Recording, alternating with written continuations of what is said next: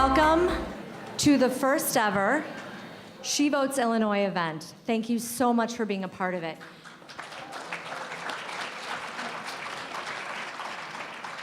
So my name is Ann Williams. I'm a state representative from the north side of Chicago, the 11th district. And all I can say is, wow, I'm so thrilled to be here tonight. Just rolled in from Springfield, by the way. A lot of traffic, so it's great to see all your faces. So I just want to, again, thank you not just for being here, but being engaged and involved and interested in the Illinois governor's race. Because that's what She Votes Illinois is all about. Our mission is to maximize the involvement and engagement of Illinois women in all aspects of government and politics. So the organization started really organically. After the November election, you can groan, you can cry, whatever, on cue there. After the November election, Democratic elected officials in Springfield started to think what we could do on the state level to fight back against the Trump agenda. At the same time, activists and many of you in this room were getting involved thinking the exact same thing, the same mission to push for our democratic values, things like access to abortion rights, LGBTQ equality, immigrant and refugee rights, and the list goes on, as you know.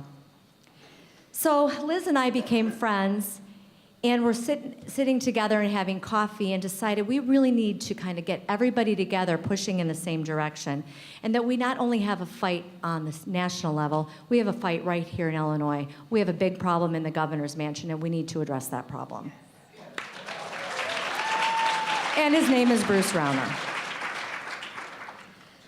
So we saw all this energy after the election. We saw it played out with the creation and organization of groups such as Indivisible. Many of us in this room attended the Women's March, which was an unprecedented show of engagement of women. Organizations like We Will, formerly Mom Plus Baby, continued to stay engaged and push their legislators to do the right thing. So there was a silver lining in the cloud of Trump's election, and that's that we've all come together and we're here together tonight. So as the months continue and we march toward the election of hopefully a new Democratic governor, I hope we all continue to work together and push in the same direction, because tonight is just the beginning, is what is going to be a collaborative effort. I couldn't be prouder to be a part of this group, and although I was one of the people that came up with the idea for the organization, I didn't do the work. Here's who did. The planning committee for She Votes Illinois in tonight's event include Liz Kirchhoff, Maureen Keene, Monique Rooker, Colleen Smith, all with our newly created organization, She Votes Illinois. A big part of the planning, Robin Dusak with Indivisible Illinois, Mrinalini Chakraborty, National Field Director at Women's March, and Amanda Drenth with Women's March Illinois. Alexandra Eidenberg with We Will, formerly Mom Plus Baby, and a special thanks to Emily Rosenwasser, Marissa Miller, and Jessica Olson for volunteering as well, and all the other people that came and joined us to volunteer this evening.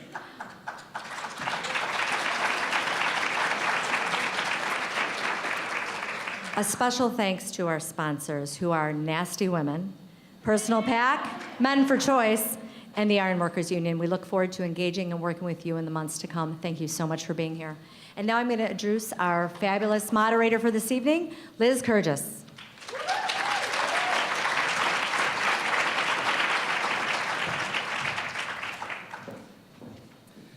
Hi, thanks everyone so much for being here. I so appreciate the fact that everyone is so interested and engaged in the governor's race that they will come out on a late October weeknight evening to hear from our candidates.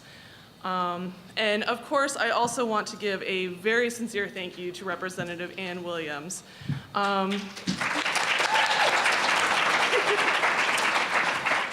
Ann has been an incredible supporter and mentor to She Votes Illinois and to everyone on the planning committee. And she didn't mention it, but this idea, or this forum, was actually originally her idea. She put her full faith in us, in her full support and mentorship in us to make this happen, so thank you very much. None of us would be in the room tonight without her. And so we're all here to hear from our candidates. So without further ado, let's meet the Democratic gubernatorial candidates.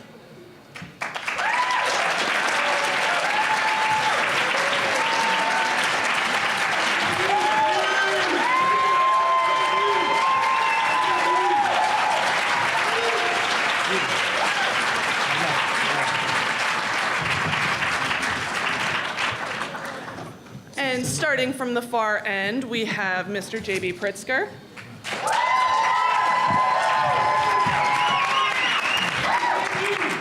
We have Mr. Chris Kennedy. We have Mr. Tio Hardiman. We have Mr. Bob Diber. And we have Mr. Daniel Biss here tonight.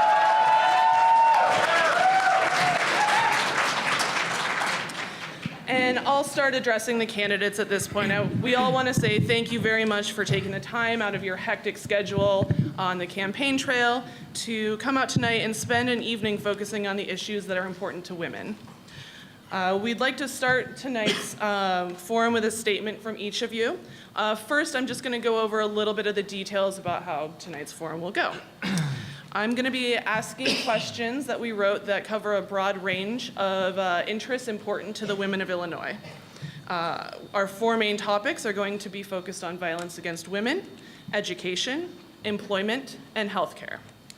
And each of you will get 2 minutes to answer each question. You will all get a chance to answer every question. Out of fairness to you as candidates, if another candidate calls your name out, says something about you, in their response, you'll get a 30-second rebuttal. And to also ensure fairness again, we used random drawing names out of the hat to pick the order of how you will answer each question. And on a side note, we've written the questions that we're going to ask you tonight to focus issues that are important to women, of course, but also to focus on issues that are at the state level. We encourage you to answer in a way that will help us all understand what you see as your role as governor of Illinois and how you plan to act within that role to prioritize the unique needs of women in Illinois. And we've also written tonight's questions in a way that prioritizes the inclusivity of all women in the state.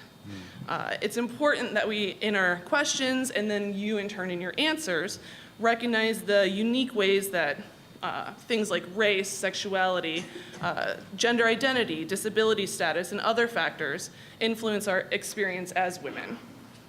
So the women of Illinois, of course, we're diverse, we're engaged in politics, and we very much look forward to learning more about your stances, your plans for the future, and your experiences in the issues that are most important to us.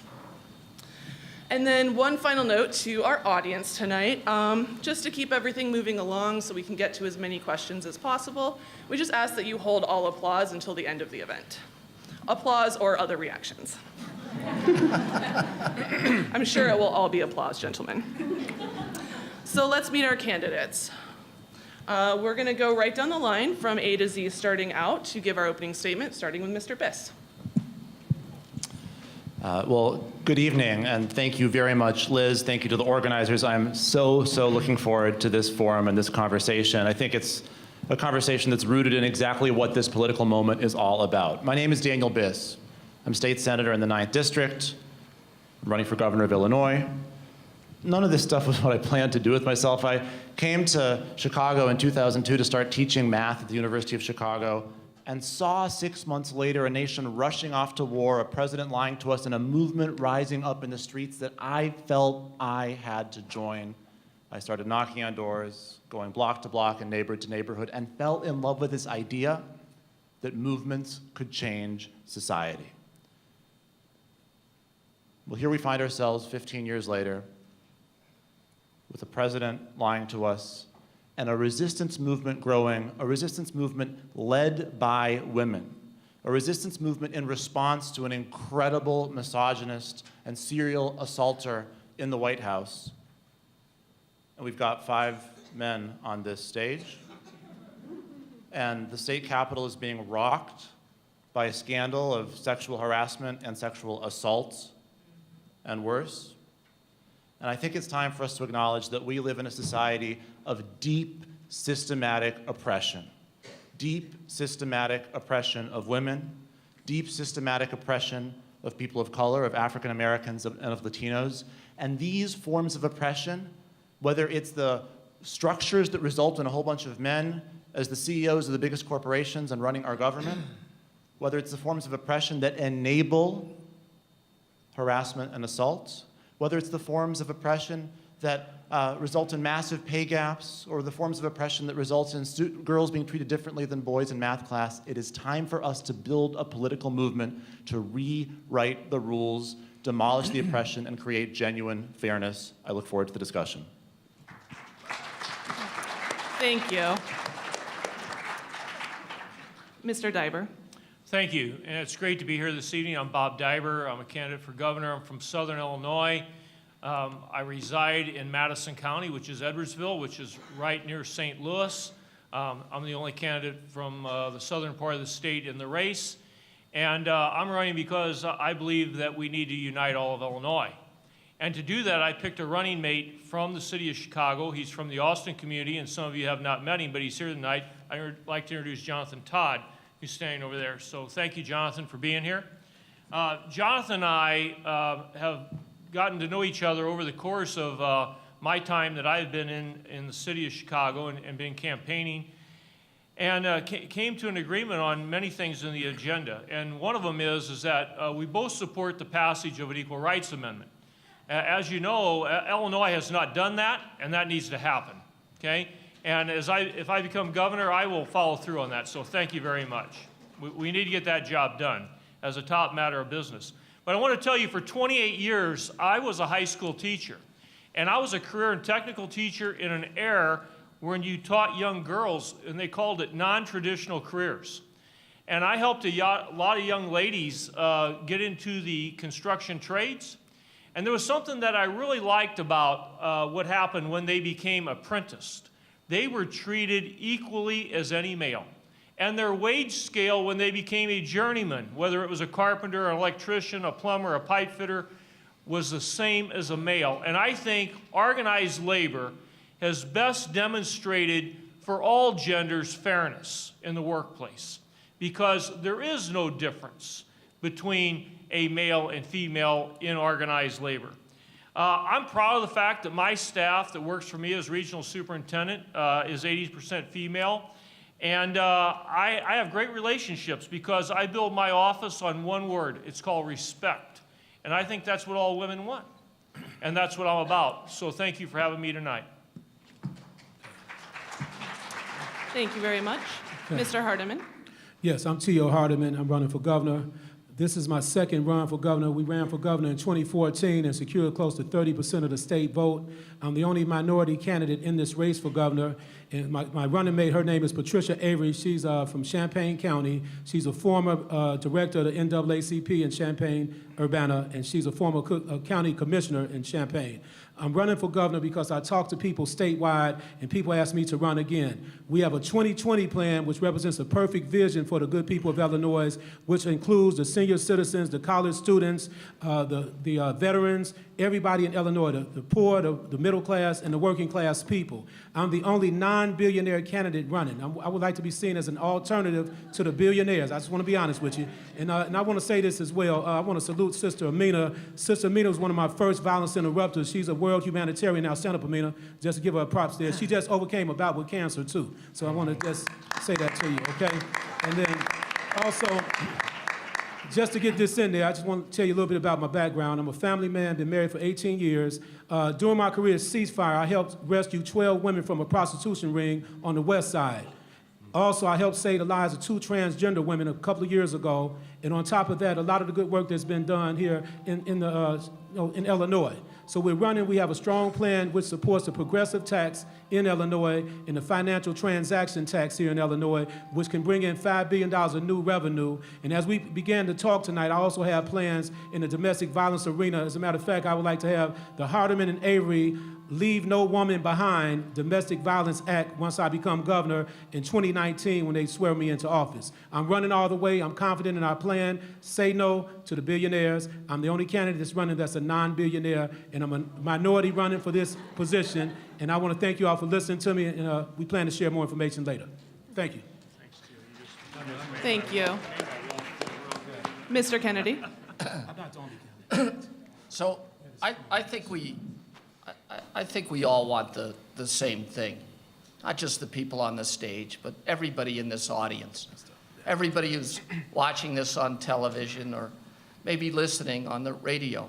We all want equal rights for every American, which demands that we have equal rights for every woman. That means that we have to have a series of changes in our laws. We need to make sure that we have child care so that women can have a paid maternity leave. They can either continue to work or avoid this notion that a gap in a resume is some sort of threat to their long-term career. We need to make sure that we have health care for all, including access to abortion services, if that's the choice that a woman wants to make.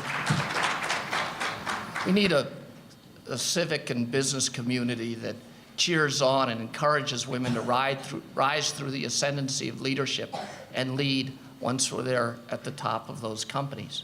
We want all of those things.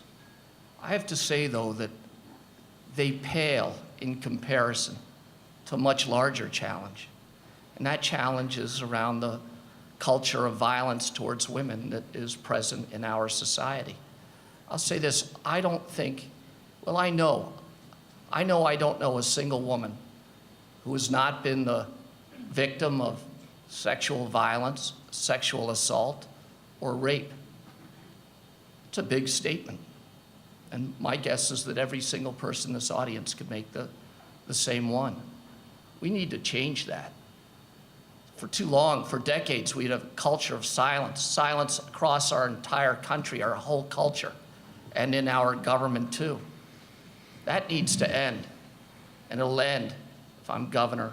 It'll end because of the women that I surround myself with. Thank you all very much. Thank you. And Mr. Pritzker. Well, thank you to Liz and to the organizers here and to all of you for spending your evening here, and of course my fellow candidates. I decided to run for governor because everything that I care about, everything that we care about is under siege by Bruce Rauner and his misogynist, xenophobic, racist partner in Washington, D.C., Donald Trump. Now, I grew up in a home where my parents were fighting for economic and social justice. It's what we were taught as kids. And so it shouldn't be at all surprising that as I have grown up, that I've been engaged in the fight for women's rights, for women's health, for LGBTQ rights, for civil rights. And that as an adult, I've helped to do some pretty big things across the state of Illinois to help people. 230,000 kids that get school breakfast across the state because I helped to expand President Obama's No Kid Hungry program. Thousands of kids who get quality preschool and child care in this state because of the work that I've done for more than 20 years in that field. Helping to build a Holocaust museum that teaches more than 60,000 kids every single year to stand up and fight bigotry and hatred and intolerance, and thousands of teachers who take it back to their classrooms every year. I created 1871, which has created more than 7,000 good-paying jobs in the state. These are all big things that I've gotten done, but I tell you that because we've got some big things we need to do in this state today. We've got to stand up for pay equity. We've got to make sure that we're building out infrastructure for domestic violence treatment. We've got to make sure that we've got a progressive income tax in this state, that we legalize marijuana and tax it, that we raise the minimum wage, which will help us with pay equity. Lots of big things that need to get done. You're going to need somebody who's got a history of doing those things. I have, and I'll do those things as governor. Thank you very much. Thank you, gentlemen. So, as I mentioned before, our first topic tonight is going to be violence against women. Obviously a very timely, couldn't be a more timely topic. We're going to start our first question on something that is very local to our state, which is the former state budget impasse. And for our candidates, the order that you're going to answer, we're going to go Mr. Biss, Mr. Kennedy, Mr. Hardiman, Mr. Diber, and Mr. Pritzker. So as I'm sure everyone in this room knows, Illinois just this year passed a state budget after an unprecedented 2-year impasse in which our state had no budget. As of March 2017, nearly 70% of state agencies have received no payments or only partial payments from the state in this year, compared to only 35% of agencies last year. And this is according to a study conducted by the United Way of Illinois. The survey also found that replacing these funds has been challenging for agencies. 9 out of 10 agencies said they were unable to raise 25% or more of the funding owed to them by the state. Domestic violence shelters and rape crisis centers have been hit hard by the budget crisis, with many still completely unfunded. If you are elected, you may encounter a legislature that disagrees on different budget priorities.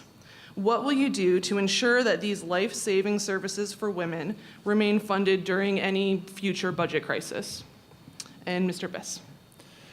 Yeah, that question really gets at the heart of what's been so implausible and destructive in these last few years. I spent time in Carbondale talking with Sheila Simon about the Women's Center, an entity that she's on the board of that acts as a shelter for victims of domestic violence and their children. And what they had found during the course of the budget impasse is that more and more and more of their clients were coming from further and further and further away because the radius of closure, the distance from that center around that center where every single other similar provider had shut down was getting bigger and bigger and bigger and bigger. This is a question of life and death. And your question exactly describes the problem, which is that we had all sorts of policy disagreements with Bruce Rauner, and he was committed to, instead of putting those disagreements aside and working to pass a budget so we could fund core services and literally keep people alive, instead he did what he could to stop there from being a budget. The question is, what are your priorities? The question is, what is your job? And the fundamental job, the first job of the governor of Illinois is to keep the state going. The first job is to have a budget that invests in communities. The first job of government, period, is to provide for vulnerable people and communities who are reliant on the community, the state as a whole, to get through the day. And so the answer to the question is, that's where you start. I'll have all kinds of fights with Mike Madigan and John Cullerton and the Republican leaders of the legislature when I'm governor. I'll stand up for my values, I'll stand up for our values, but I won't let those fights get in the way of having a government that fulfills its most fundamental sacred responsibility, which is to lift up people who without those services cannot live. Thank you. Mr. Kennedy? You know, there's been a relentless attack on the 800 social service agencies that exist in our state. It's a terrible decimation of what was once one of the great social safety nets anywhere in the United States. Today, the largest overnight shelter for teenagers in the city of Chicago is the Chicago Transit Authority. Half of all the mental health centers in the city of Chicago alone have been closed. We've robbed women's shelters of funding, not just in Chicago, all over the state. What's happening in our state is incredible. There's a relentless economic gentrification. We didn't have a budget standoff. We had an attack by a libertarian government on poor people in our state. A relentless attack on those poor people resulted in this, a shrinking economy, but average household income the last measurable years jumping 10%. That's nearly impossible to do, to have an economy that's not growing and have average household income jump 10%. It jumped because any family with a sick child or a disabled brother or sister, elderly parents who needed home health care, could not rely on those 800 social services to provide that any longer. And they were forced to leave our state. We've used economic gentrification to push the poor out of our state, and we're using racial gentrification to push people of color and the poor out of the city of Chicago. We're shutting down neighborhood schools. We're cutting off access to safety net hospitals. We're decreasing the number of police so crime goes up, and we're allowing grocery stores to close so people live in food deserts. We have racial gentrification at the city level, economic gentrification at the state level, and both need to end. Thank you. Mr. Hardiman? Yeah. When it comes down to supporting domestic violence programs statewide, any governor with a real conscience would never shut down a domestic violence center.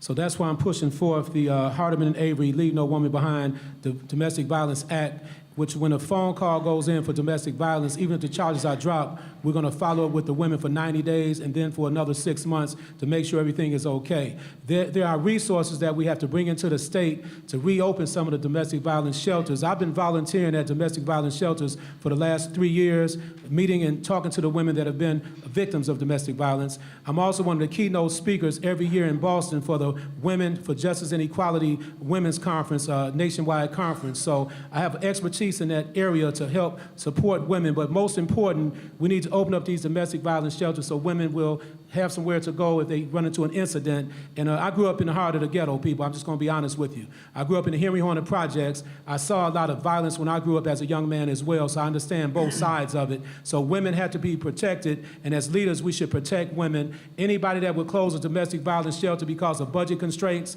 that's dead wrong. So what I plan to do is a House Bill 453. That's the financial transaction tax, which can bring in $3 billion of new revenue here in the state of Illinois. I plan to use at least $30 million of that money to reopen domestic violence shelters and make sure we leave no women behind. I'm not just saying that to sound good. I'm sincere about it as I'm running for governor. So that's my plan to address that issue. And Bruce Rauner is dead wrong for shutting down, Bruce Rauner and Rahm Emanuel, I must say that, for shutting down mental health institutions here in Chicago and statewide. And he's dead wrong for shutting down domestic violence shelters. We must stand up and protect all people, but women should be number one. Thank you. Thank you. Mr. Diber? Yes, as a regional superintendent, I go to domestic violence shelters because there's children there, not just women. Because women had to leave their homes to be safe, and their kids went with them, okay? So in light of that, these shelters are so important, especially to school-age children, to be living in an environment of nonviolence. And I chose my running mate based on the fact that he does social service work and that he does outreach work in this community as I do in my community. So, we have a problem in this state with being able to pay agencies. And I was glad today that we did issue $4 billion worth of bonds that begins to pay some of these bills down. But we got to do a lot more than that. Because until all these agencies receive their funding, can they open and can they remain open in the capacity that they have? So I've said way on back in February when I announced that I would run, that I would bond out the whole debt of unpaid bills, the whole $14.5 billion, because all agencies need to be funded. And that's where we begin to save money. Now, we reinvested today $4 billion of bonds at 3% interest. That's a whole lot better than paying the 6 that we were on that $4 billion worth of debt. So I think we're beginning to do the right thing. But we've got to get all of these agencies paid so that they can move on and provide the services. And I want to say this just about domestic violence. I don't know how many people in this room have witnessed it, but it left a mark on me when I watched a neighbor of mine be abused by her husband physically in the yard. And you know why? You know what happened to her? She had no place to go. So you know what happened? She got abused again. So any woman that doesn't have a shelter to go to, they've only got one thing to go back to, and that's more abuse. So these shelters are so important for the dignity of society and the dignity of women to have an end to go. Thank you. Thank you. Mr. Pritzker? What Bruce Rauner has done to the safety net in the state is unconscionable, immoral. And every one of us, by the way, would stand up and reverse the damage that he's done to the state. it's also important to recognize last year 53,000 people didn't get, survivors of domestic violence, didn't get services because of what Bruce Rauner did to that safety net, particularly in domestic violence. 53,000 people not being served. So what's important is to elect somebody who's got a plan. And I've put a plan out to make sure that we rebuild infrastructure for domestic violence services in this state, to make sure that the services that get delivered are trauma-informed intervention services. Very important to make sure the training is proper. And then we've got to make sure that the survivors, the parents, are getting counseling and legal services, that we, again, make shelters available to them and job training, because they're not going back to their spouse, and many need that job training to go on with their lives and their families. And then the children. We have got to intervene on behalf of those children at schools most often. Make sure the services are available in schools so that they're getting the counseling in schools, they're getting the prevention services, detection is made in the schools. But you've got to have somebody who's putting forward a plan. I've done that before this forum. I've done that, a while ago. Want to make sure that people know that I will stand up and rebuild the Illinois Council Against Sexual Assault and the Illinois Council Against Domestic Violence, and make sure with a progressive income tax that we are paying for those services. Thank you. And a note to our candidates, I'm so sorry, I don't think there's water in those pitchers. We're taking care of that right now. Our apologies. We will take care of you. Well, that was a good moment of levity. Our next question is on the topic of sexual harassment and domestic violence. And the order that we're going to be answering is going to be Mr. Diber, Mr. Kennedy, Mr. Biss, Mr. Pritzker, and then Mr. Hardiman. Over the past 2 weeks, the hashtag #MeToo has become ubiquitous on Facebook and Twitter, with women sharing stories of sexual harassment and assault, or simply just sharing the hashtag #MeToo. This past week, an open letter from the Women Who Make Illinois Run, which included 129 women in all, detailed the experiences of sexual harassment and misogyny perpetuated by legislators in Springfield. Tell us about your reaction to these campaigns generally and the letter from Springfield specifically, and how it impacts what you plan to do as governor. Mr. Diber. Well, first, I really respect those who stood up and spoke out. So I take my hat off and applaud them, because had they not spoke out, we would just be hearing about it one more place, again, by some other celebrity that maybe did it on TV, as we also have heard about this past week, okay? So the bottom line is that if you don't speak out, it's not going to be stopped, okay? We have to activate and stop sexual harassment in our society, and it boils down to a word that I used in my opening statement, and that's respect.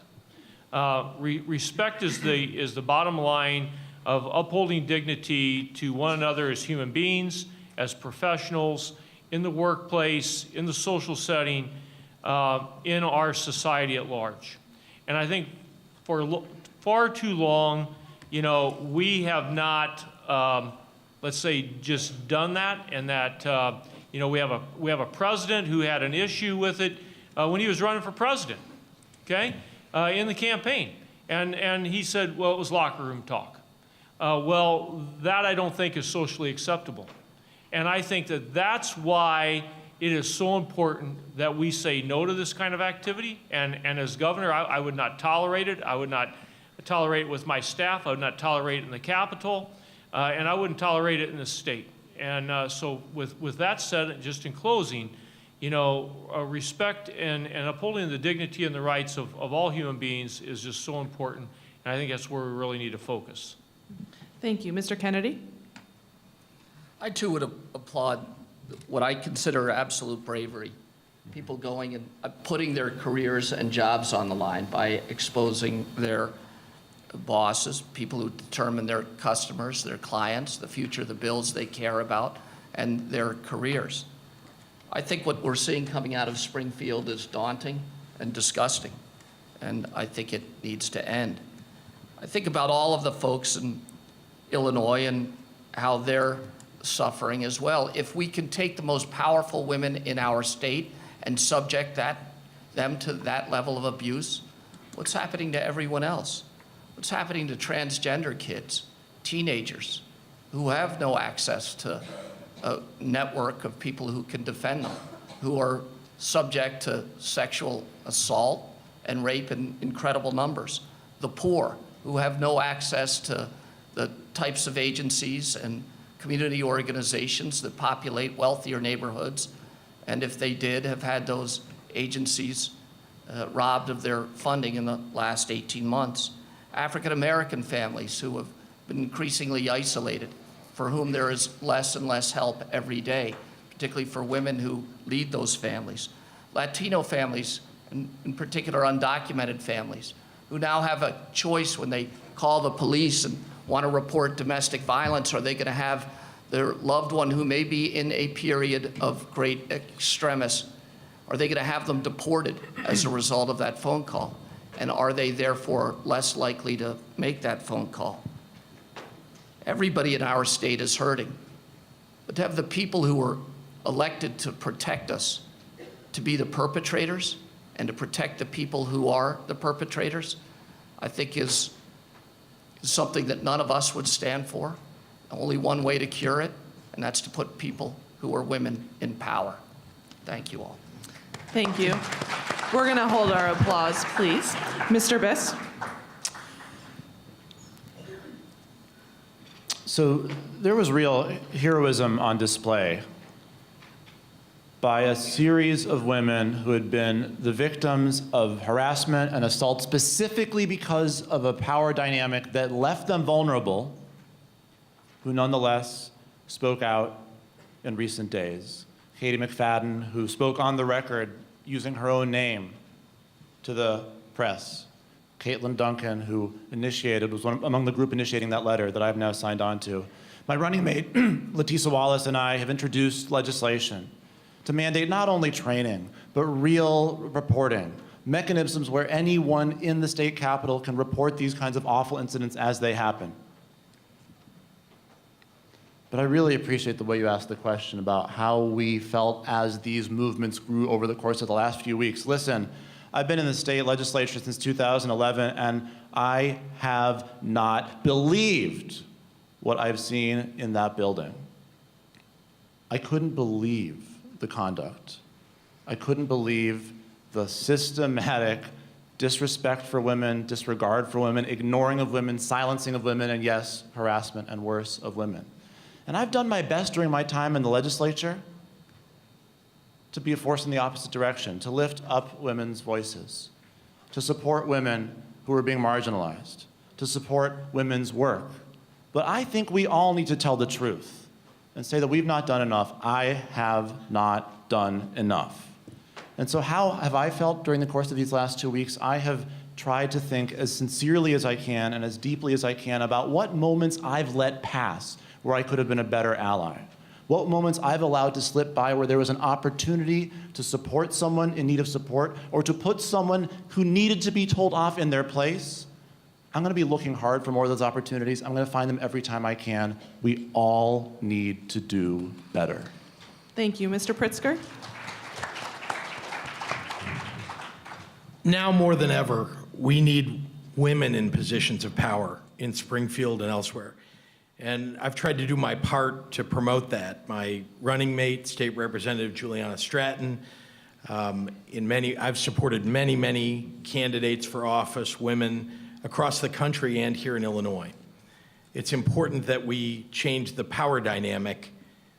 We also need to make sure that we recognize the courage of the women who've come forward in the last few weeks, as well as the many women who haven't, who've shared the stories privately and have been unable, because of the power dynamic, to really come forward. We all ought to recognize that and honor that courage. Now, of course, we need to institute training and reporting mechanisms in Springfield. That seems like a very important thing to do, but a no-brainer. We also, though, have so much more that we need to do. I really believe that it's incumbent upon men to take this moment and say that if you're in a position of power, if a woman comes forward and speaks out about what's happened to her, sexual harassment, that we need to say loudly, I believe you. Because I don't think that's happened often enough. Thank you. Mr. Hardiman? Yes, when it comes down to the Me Too movement, I support it totally 100% with the Me Too movement. But the elephant in the room is that women have been abused and sexually harassed for decades, and we must do a better job of bringing it to the light of the whole entire world. We have to say no to that type of behavior. The reality in Illinois right now, we have 1.7 million people living in poverty in Illinois, and 22% women are living in poverty here. We have to work harder to make sure CEOs and people like Donald Trump do not become the next president, in other words, by his behaviors. Donald Trump became the president after he made comments about how he grappled on women and all that kind of negative type of commentary about women. He criticized the Fox News host, talked about some stuff, I don't even want to mention it, but the reality is that we know something has to be done. Here in Illinois right now you have women doing the same type of work that men are doing, but they're not receiving the same pay. As your governor, I plan to change that overnight. We have to do something about that. And I'm just being straight up with you. Sister Mita can attest to this.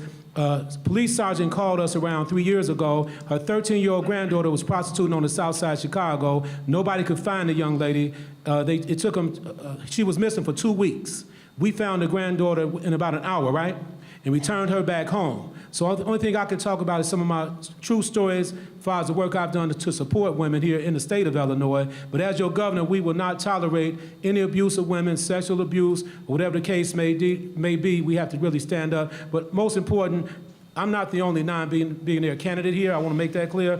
And I might come down hard on the billionaires, but any one of the gentlemen up here would do a good job in Illinois to get Round out of office. I want to say that, okay? Just being a perfect gentleman, all right? So, but at the same time, I want to make this absolutely clear to everybody. Let's work hard to make things easier for women and make it right, because we have older women out here too, because their pensions are being tampered with. They have to work 2 or 3 more jobs even though they're retired. We have to set aside some type of programs to help some of the senior women so they won't have to struggle as hard. So that's part of our plan. Thank you. And Mr. Hardiman, Yes. we actually have a follow-up question with you. This is going to be the only time this evening that we have a follow-up question directed at one specific candidate. Yes.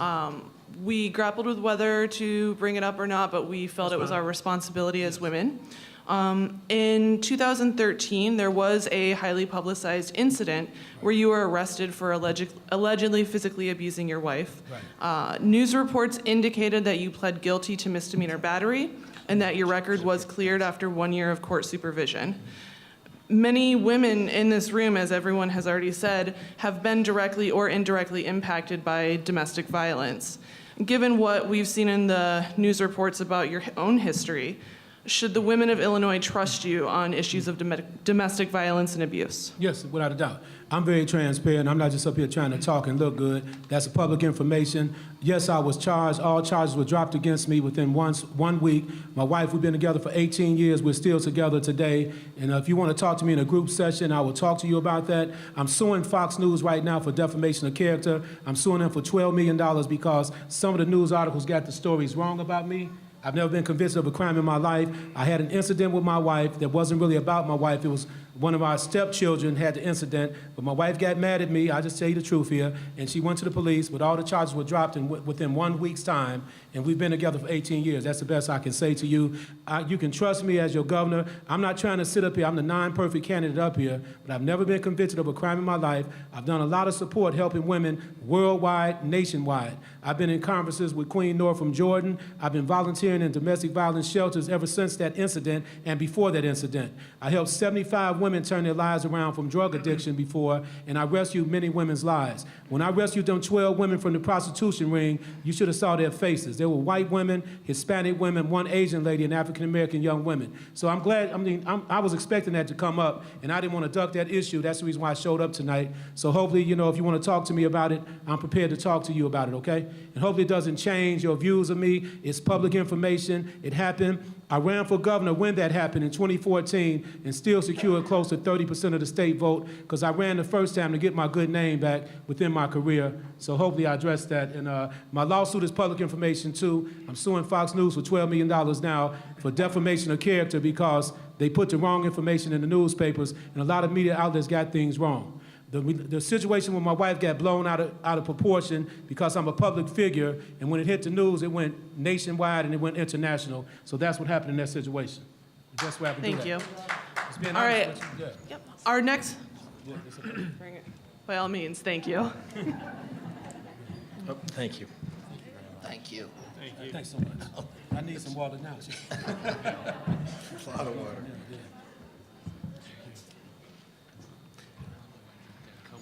As women, we'll make sure everyone is well hydrated and taken care of.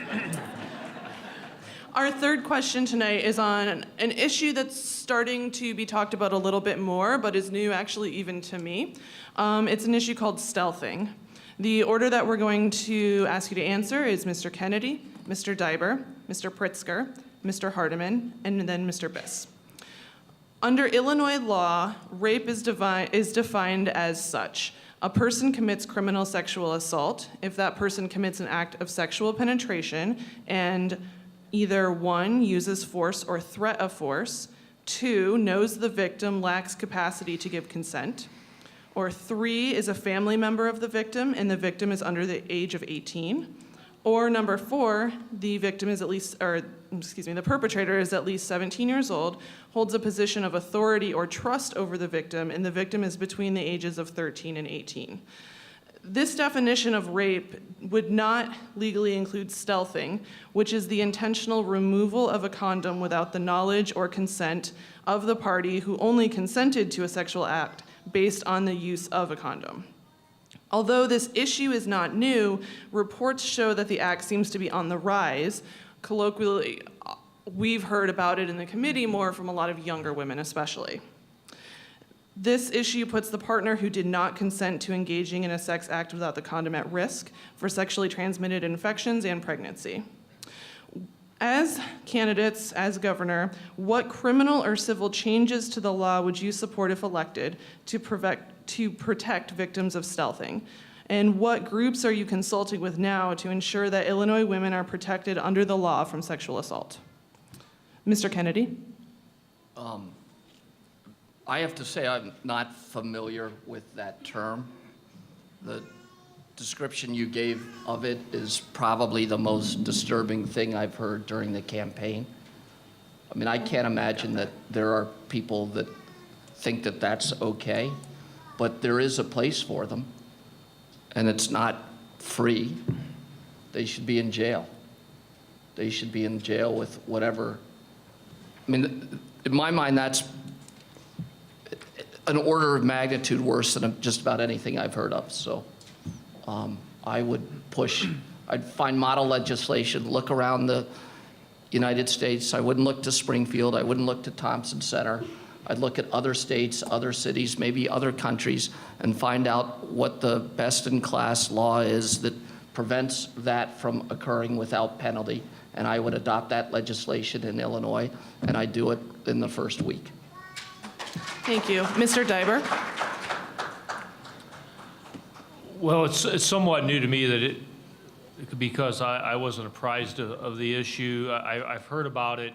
I think it's, it's an act of really non-consensual sex if it takes place, because it was a lack of a factor of trust here that's broken between two people. So, you identified at the beginning these 4 factors that would define unconsensual sex. So I would be in favor of adding this as a 5th act of unconsensual sex. Selfing would be, I think, legitimate legislation to be initiated as a criminal act.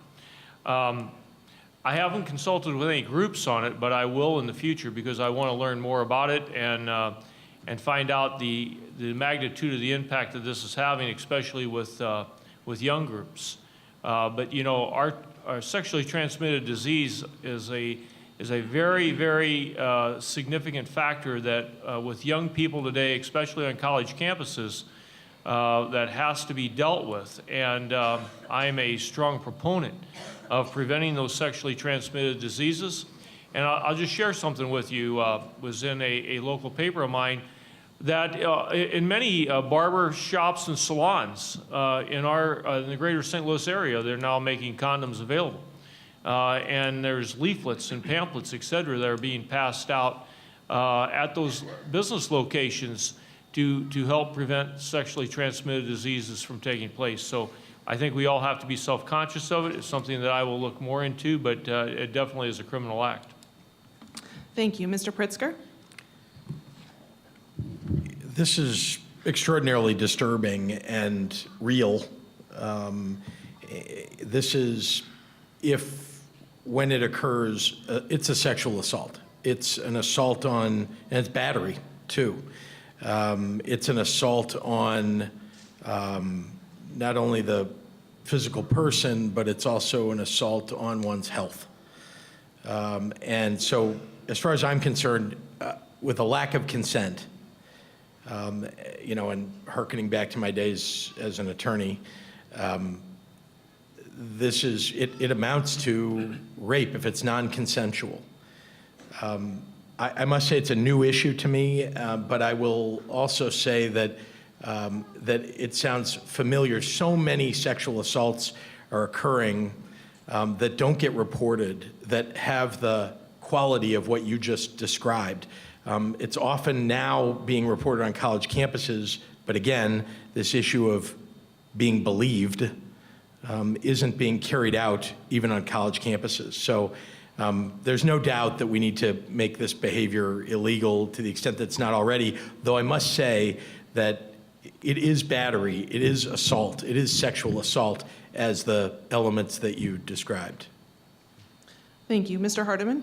Yeah, well, no means no. When a woman says no, she means no. We have to support that process, but as leaders here, once we become the governor, we have to make sure we impose some different type of laws and work with the law enforcement statewide to address that issue. And if something like that happens, because spreading sexual diseases, like right now on the west side of Chicago, we have some of the highest rates of AIDS, the AIDS epidemic on the west side of Chicago and in the Inglewood community. Herpes is, spreading all over the place. So if a man was have, sexual intercourse with a lady and he takes off a condom, whatever the case may be, we need to make that a criminal act.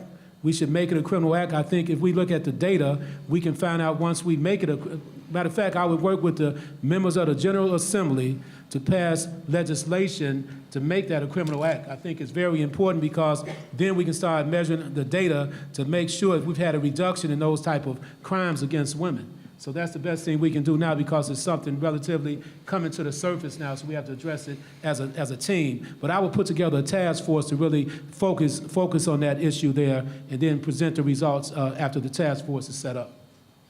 Okay? Thank you. Mr. Biss?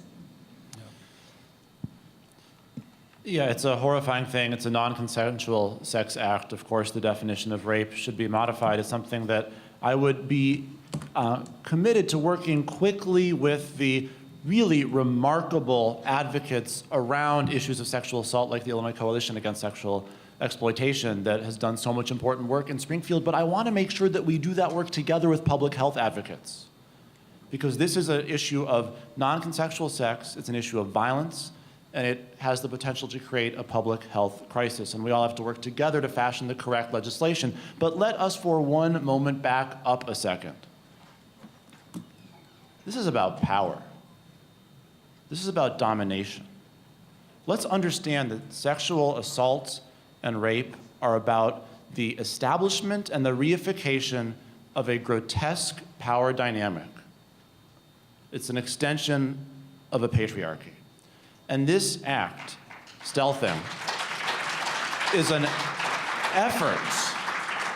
It's an effort in a world where people have a sense of what they maybe can and what they probably can't get away with to assert their domination in yet another way. Let's name that. Let's acknowledge that that exists across our society. And when you have women, executive at a firm who's earning $1 million a year, but if she were a man, she'd be earning $1.3 million. That's a power inequality. And when you have the incredible wage gap that exists for women of color, a gap approaching 50 cents, that's a power dynamic. When women are preyed upon and victims of violence in the workplace, that's a power dynamic. We have to view this as a holistic problem. We have to build holistic solutions. We have to name it everywhere, and we have to stand up against it every single minute. Thank you. Our final question under the topic of violence against women relates to women in prisons.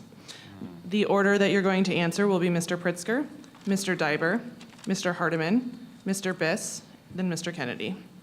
It has been widely reported that women are the fastest growing prison and jail population in America.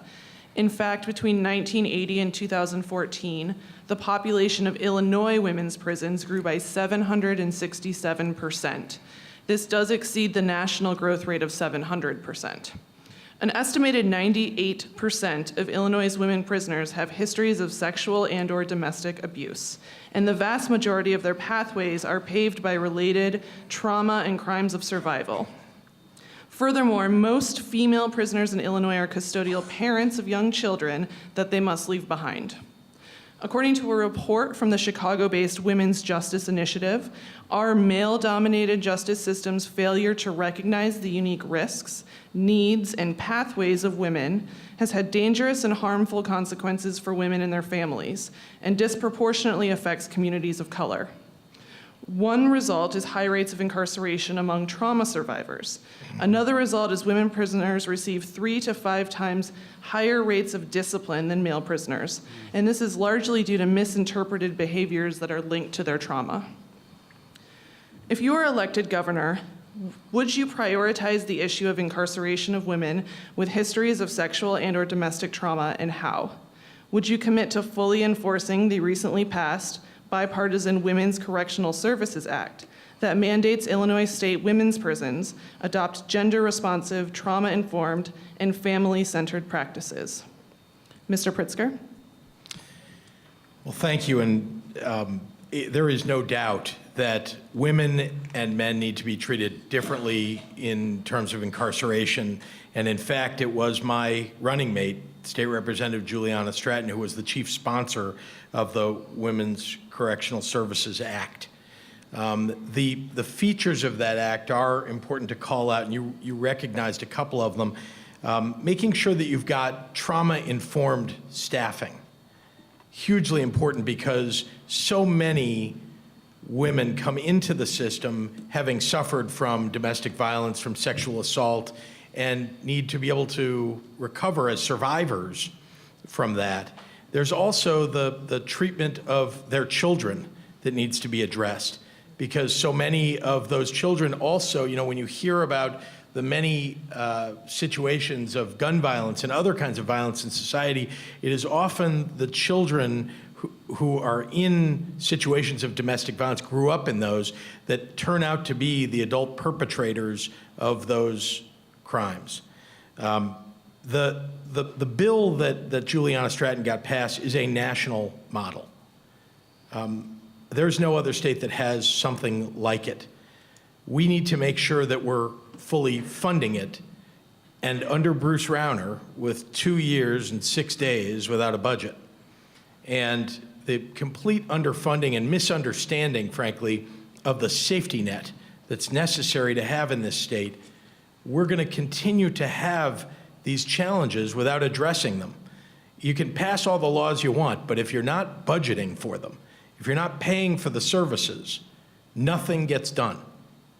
I'll reverse that as governor. We have got to have a governor who introduces and passes a balanced budget in this state. It's the important constitutional requirement of being governor that this governor has simply failed at, just one of many things. Thank you. Mr. Diber? Well, first and foremost, let's talk about preventive measures before we get to prison.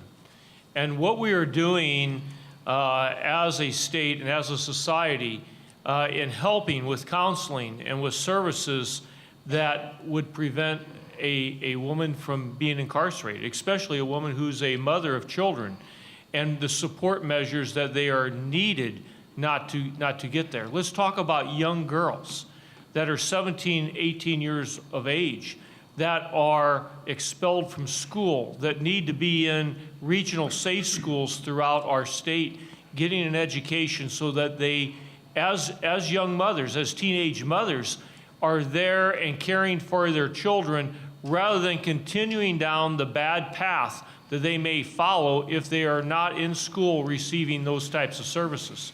Then let's go if they are incarcerated. What happens? Do we need to just, shut the door and not give them the support? Not at all. How can they return to society? How can they return to their family to care for their children, leaving prison and coming back to that social setting? So there has to be trauma counseling that takes place for reentry into society. It is, in my opinion, it is just unquestionable that we would expect someone who's been through a great deal of struggle, first of all, that got to prison, then combated, 18 months, 24 months, whatever the term of sentence there, and you're going to turn them back into society without preparation. They need to come out and be transformed back to be able to care for their children in a caring way. So yes, as governor, I've been very involved with at-risk youth for the last 10 years. I'm proud of the fact that I've been successful with many and kept many out of prison. Thank you, Mr. Diber. Mr. Hardiman? Yeah, when women are incarcerated, women are very vulnerable. We must, as leaders here on this stage, when we become governor, we have to make sure that men are not around women when they're incarcerated as far as close contact. We need more women in the prisons to look after women, because we just had a situation somewhere in another state where some guards actually raped 2 women. They just settled, they had a court settlement recently. So that's something I would do as the governor, make sure that men are not in close quarters with women, and if they are, another woman has to be present. I also plan to convert some of these minimum security penitentiaries into institutions of higher learning here in Illinois, so we can make sure that we reduce the recidivism rate here in Illinois. That's very important, especially when women have been abused sexually, whatever, even domestic violence. We have to address that, take the bull by the horn. That's why I showed up tonight, because I'm not ducking any issues. As a governor, you have to be honest with people. You have to be straight up and transparent. But I know for a fact, from my history, I've been a protector all my life, and I plan to make sure we raise the bar for women here. And that's the reason why with my running mate, we're going to set forth the Leave No Woman Behind. And that means we're not going to leave any women behind that are incarcerated, women that are not incarcerated. And I plan to put a big dent in that number for 22% of women living in poverty. I plan to really change those numbers as your governor as well. So that's as far as the Hardiman and Avery plan to address that issue. Thank you. Mr. Biss? It's such a profound question, and I think it actually goes to a fundamental question that permeates our entire criminal justice system, which is that we do not treat people who are incarcerated as though they are fully human. We don't. We don't. And so the Women's Correctional Services Act is an important step. One of the first things that happened when I got to Springfield was my good friend, State Representative Robin Gable, fought to pass a bill to prohibit the shackling of women who are incarcerated during childbirth. Think about that one. Just yesterday, State Representative Kelly Cassidy, an extraordinary state rep, passed a bill out of the House to divert pregnant women from incarceration, to find mechanisms to divert women who are likely to give birth during the course of their prison term into a different mechanism of service. These are basic things. And the question about trauma-informed care in prison harkens back to the basic point of, if we actually viewed incarcerated people as though they were fully human and treated them as such and provided the services that are necessary, yes, trauma-informed care and the full complement of mental health services and substance abuse treatment services to actually address the root causes, as opposed to just trying to be tough and punitive for people who, let's be honest, in most cases are black and brown people who our society has chosen deliberately to marginalize. Let's do that for everyone, for all prisoners. Let's talk about sexual assault in prison. Let's talk about the fact that there is still corners of society today where it's socially acceptable to joke and wink about sexual assault in prison as though it's no big deal, as though the people there deserve it. That's obscene. We have to put a stop to that language. Let's talk about how transgender people are treated in prison. Let's talk about how non-binary people fit in this conversation we're having in the first place. Treat everyone like a human being, whether they're incarcerated or not. Thank you. Mr. Kennedy? I think we've lost sight in Illinois of why we put people in prison. Is it to punish them? Is it restorative? Do we do it out of revenge? Are we trying to prevent additional crimes? Are we trying to rehabilitate? Why are they there? We need to wrestle with that as a society, because it's not clear what we're doing in Illinois anymore.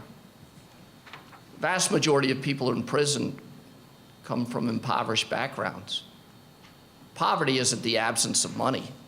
Poverty is a whole constellation of pressures, incredible pressures. Pressures that make long-term thinking almost impossible, short-term thinking chaotic.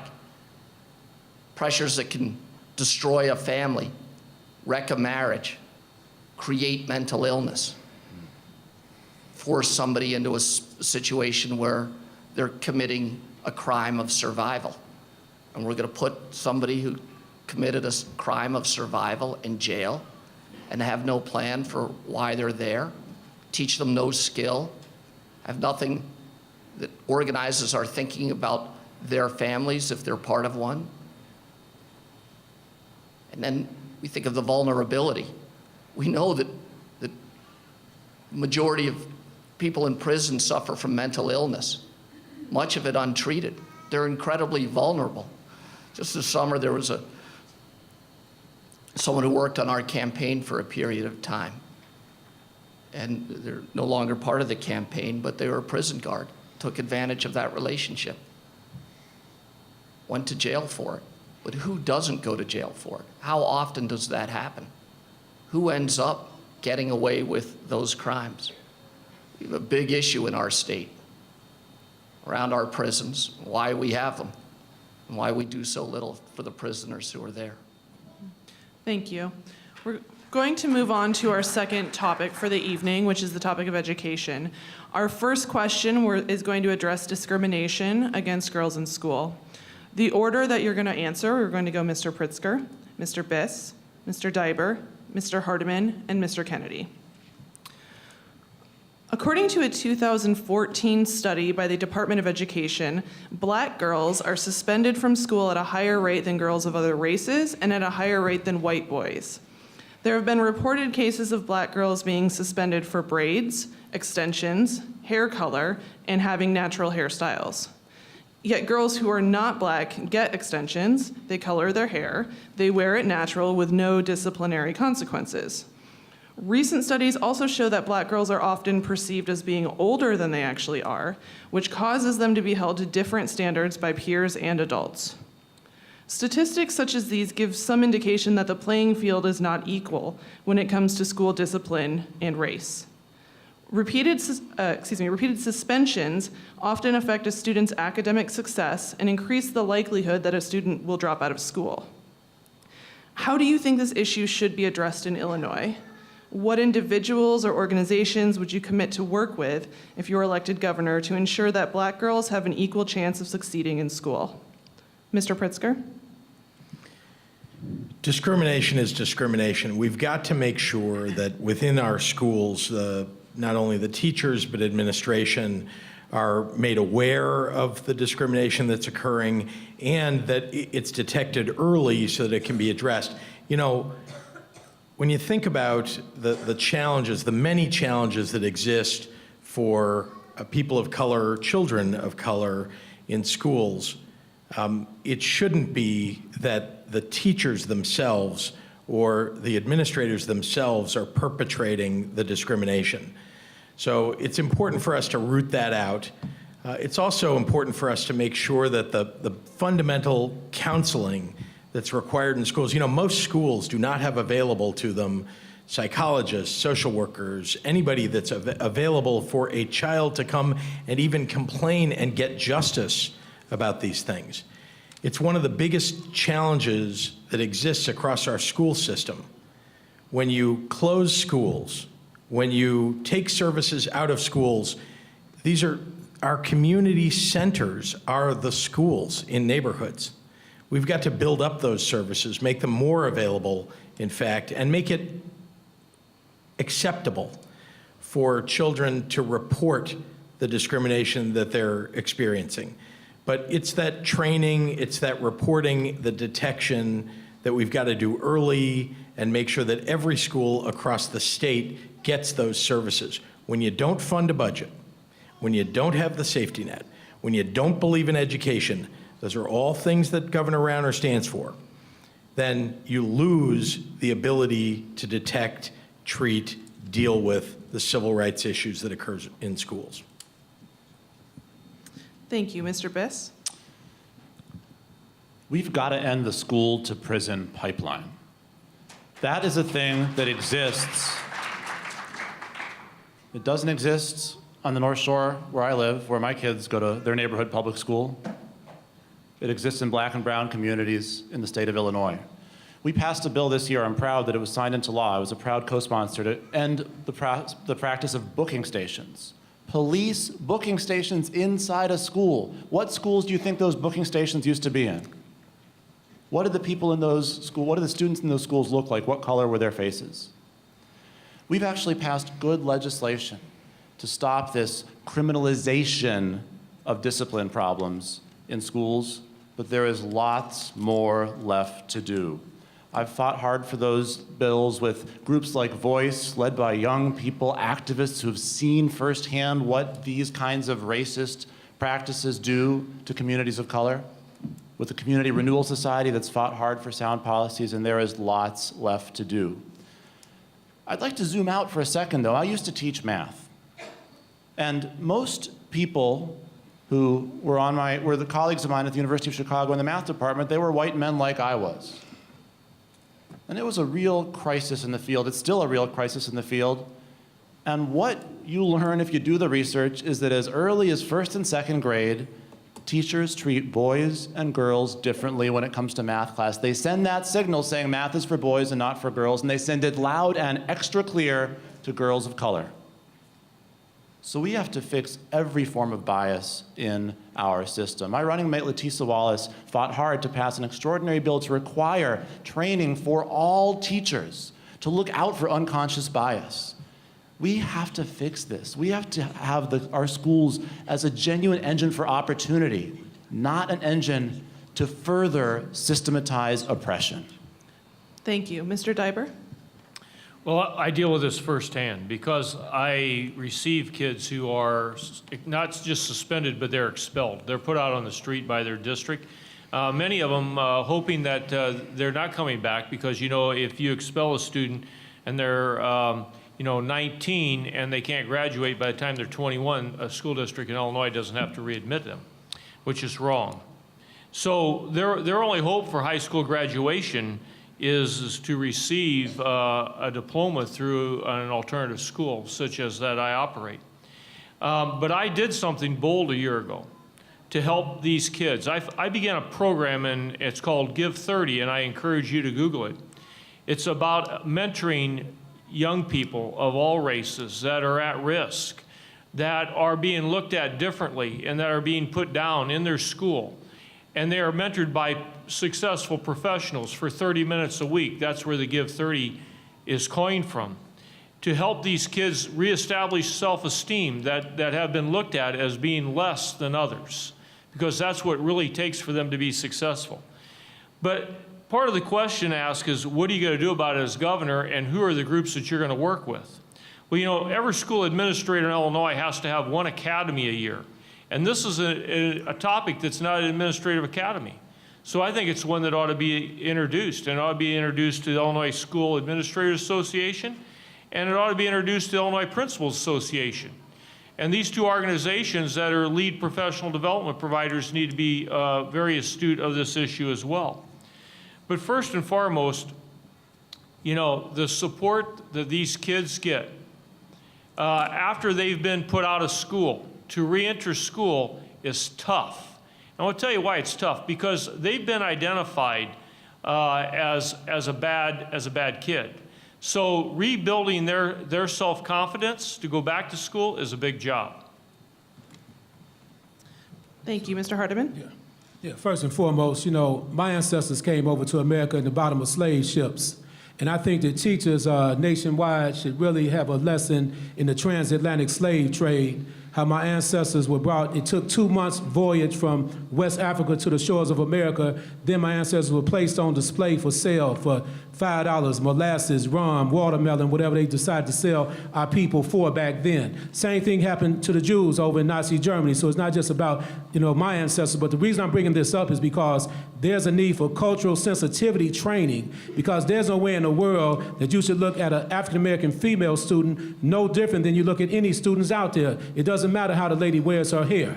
This is what people do. This is what you call, this is a new generation. Used to have a hippie movement where people had, I used to have a big afro, and I went from the big afro to the box haircut, and all, now I'm bald headed, you know? So the point I'm making is that I would hate for somebody to tell me how I can wear my hair.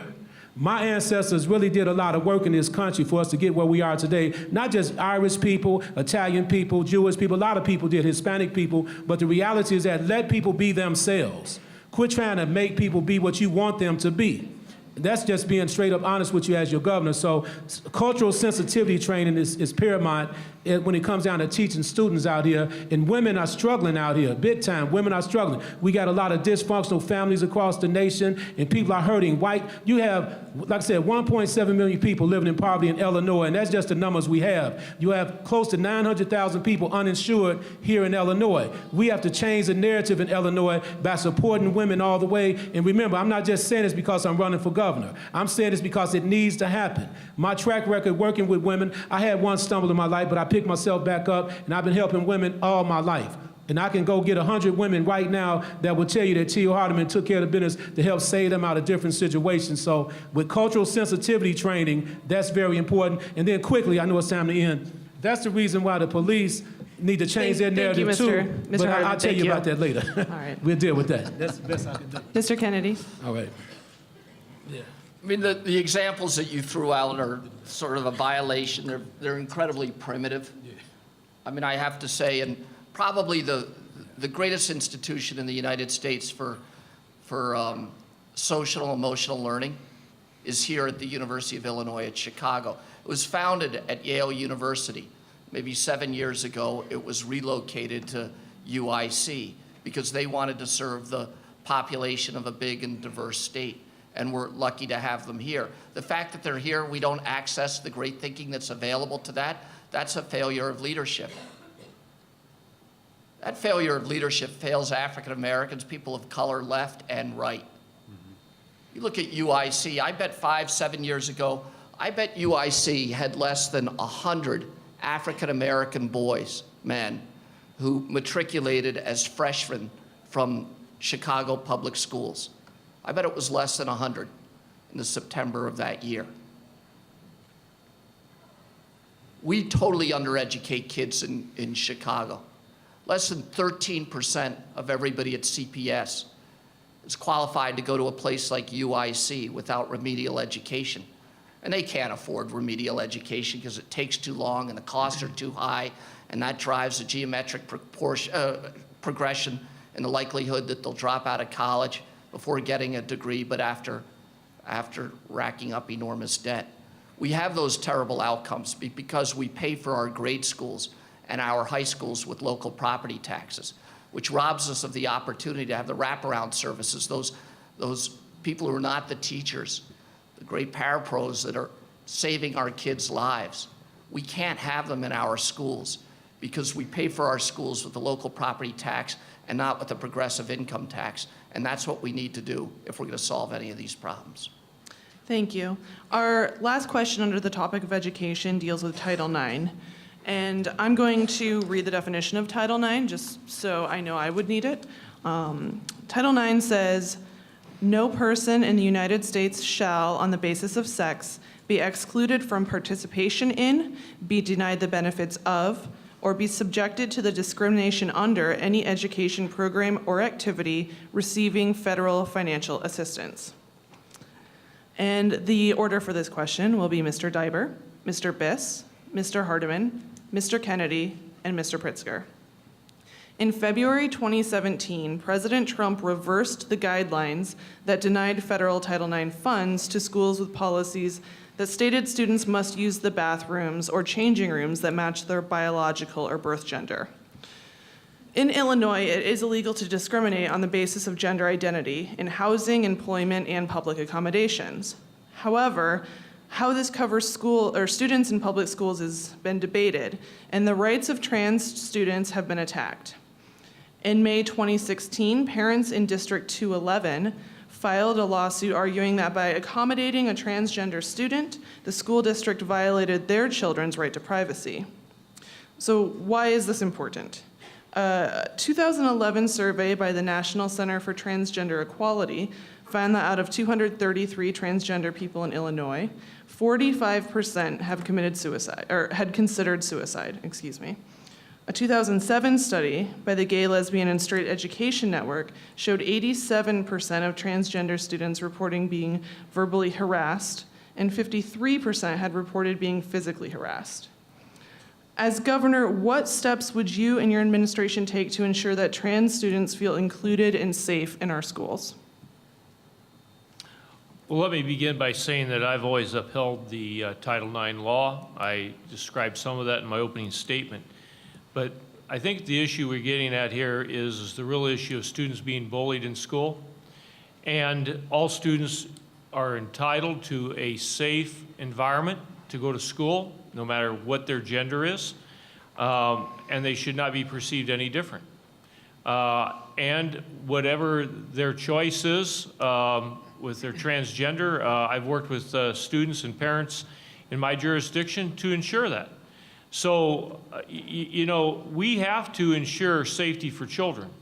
And as I mentioned, you know, the whole issue of the support systems that we have for kids to go to and to feel open and to report how they're being treated at school is so, so important. And I believe that begins with having an educated administrative staff. And if you do not have an administrative staff in your school that understands the needs of all the students there, then you're going to have the situations as has been described about kids that are not treated fairly and the kids that are let's say, harassed. So I've worked on that as an administrator, and I uphold those students' rights. Thank you, Mr. Biss. Being transgender, being gender nonconforming, being gender fluid isn't a choice. It's an identity.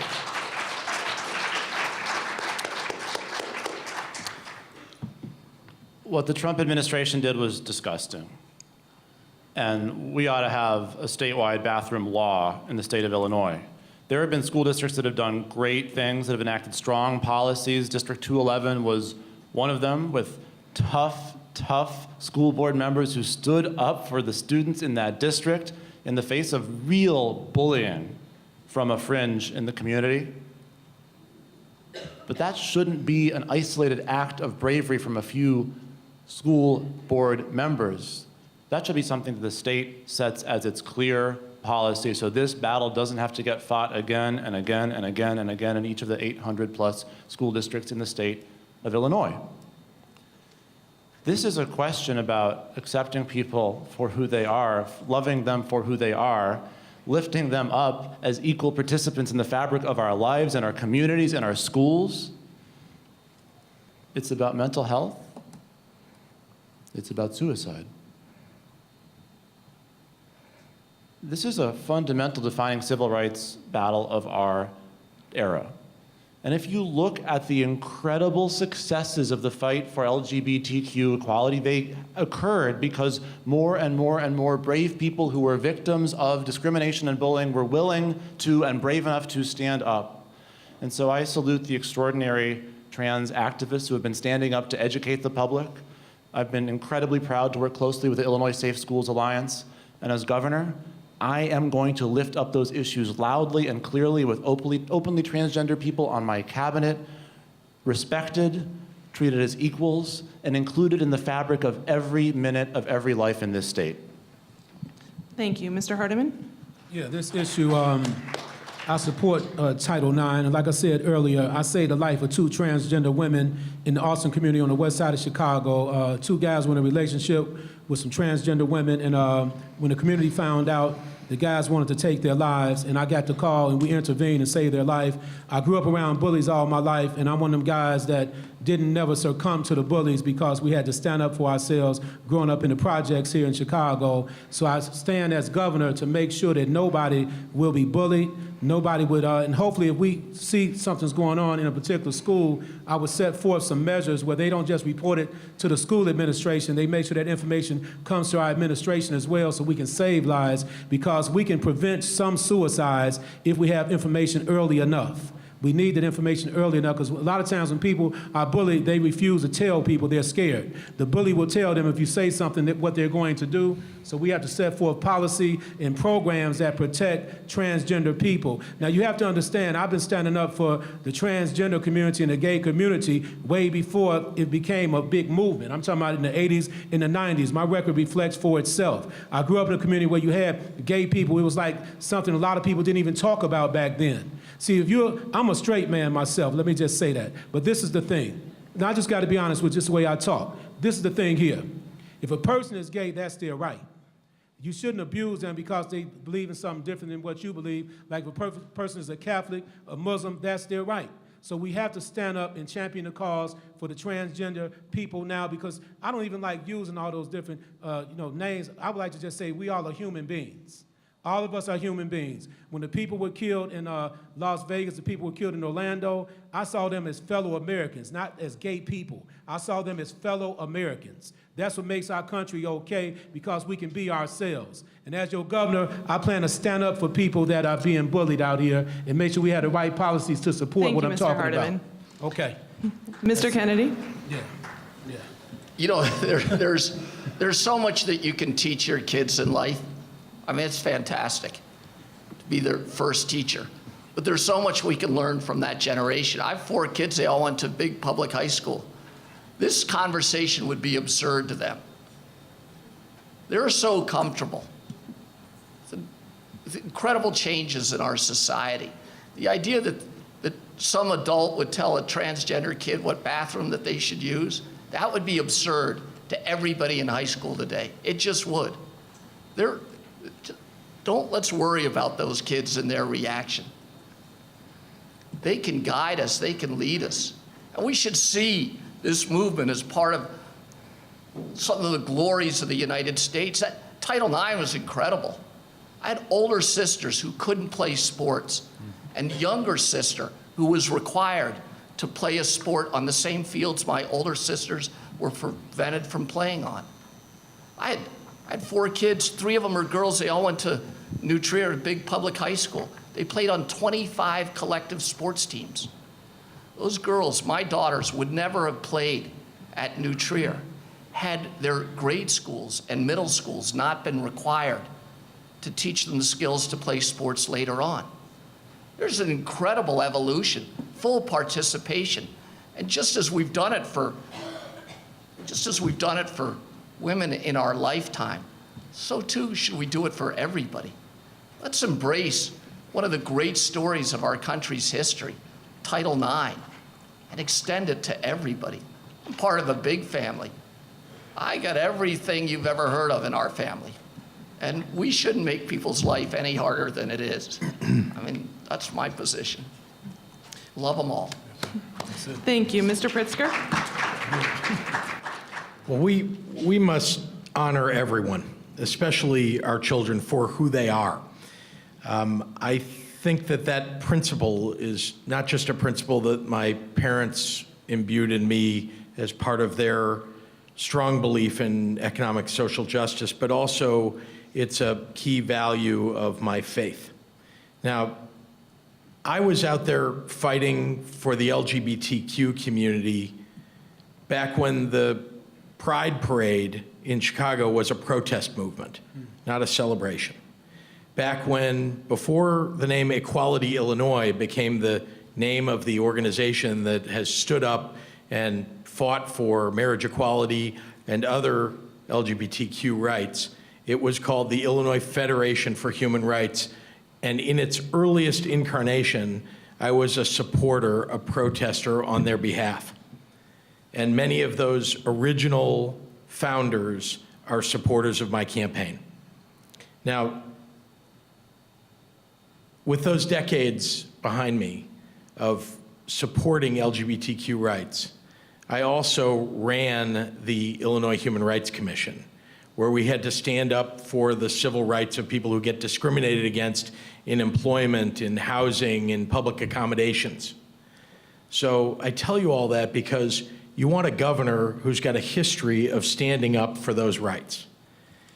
I have a transgender family member who I'm so proud of, so proud that she has become who she is and has done so much for the transgender community. I believe that we have to stand up and protect our children, that we should allow them to live as they are, who they are, and be accepted as such. Thank you. We're going to move on to our third topic, which is the topic of employment. Our only question on this topic is on the topic of equal pay.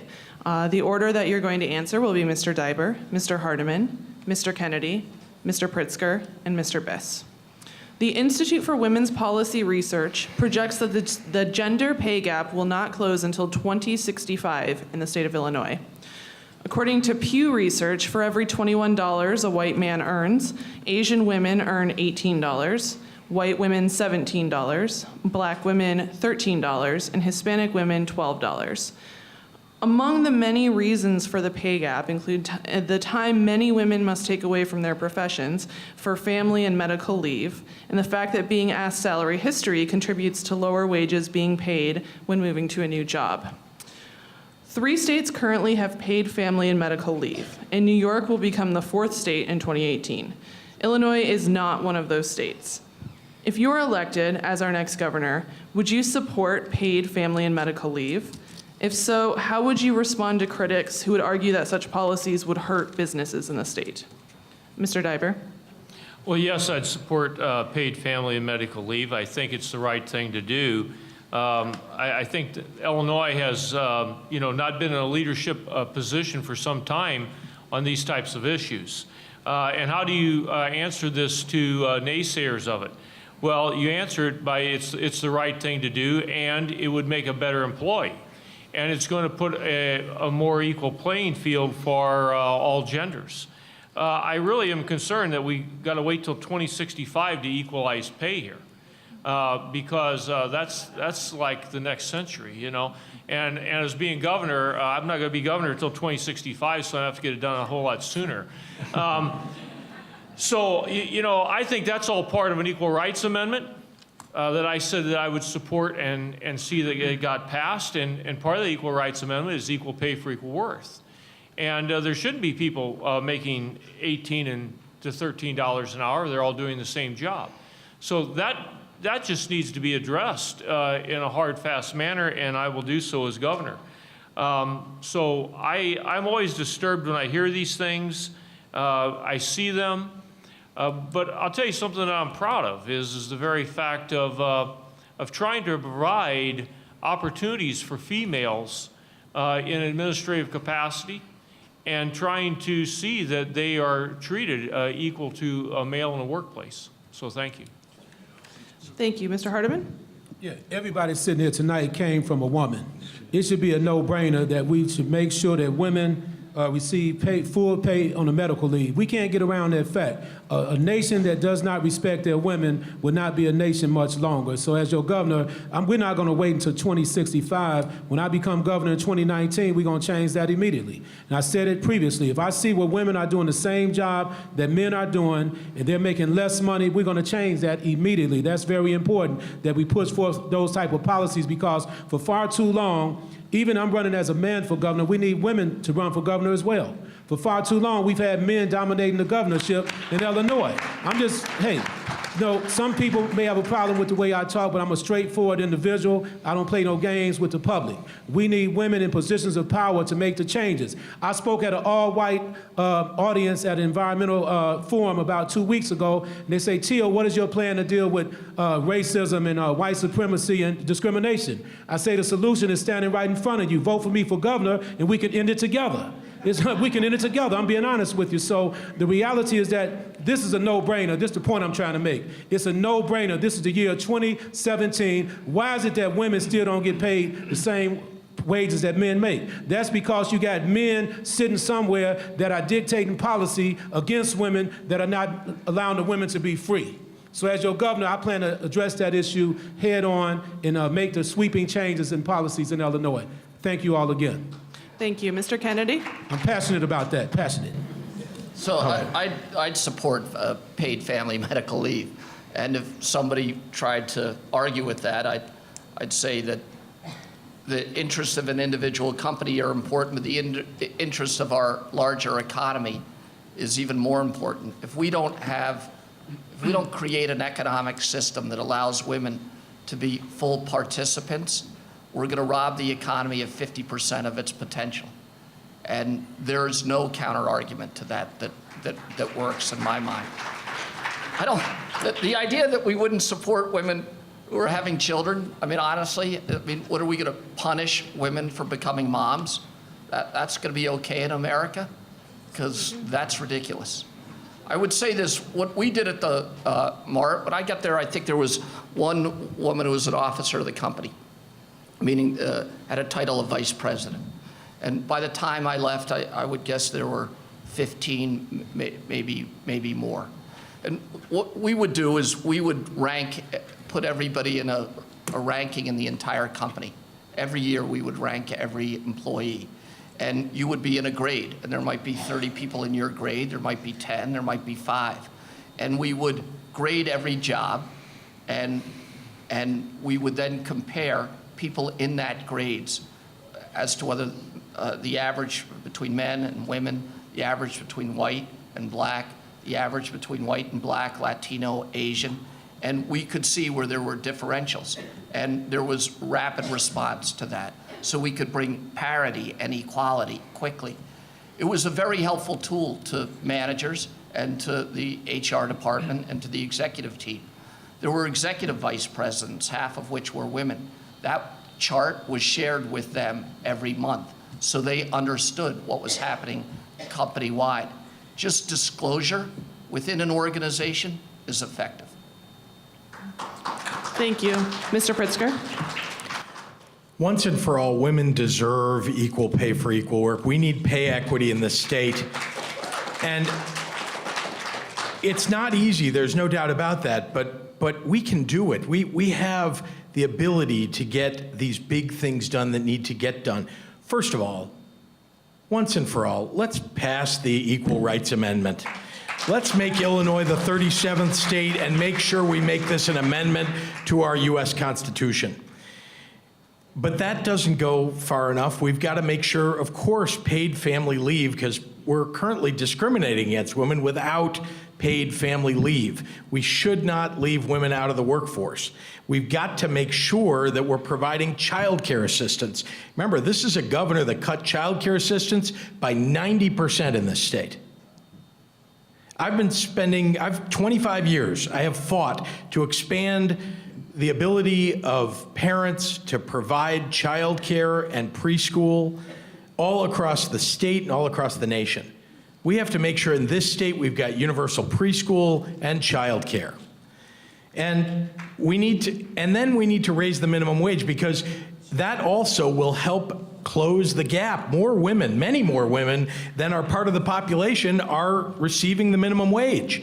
If we raise the minimum wage to $15, that doesn't take everybody out of poverty, and it isn't really a living wage yet. It used to be called that. But we've got to do it. It will help with pay equity. Now, finally, you know that there has been a bill that's passed called the No Salary History Bill. And this governor, of course, vetoed it.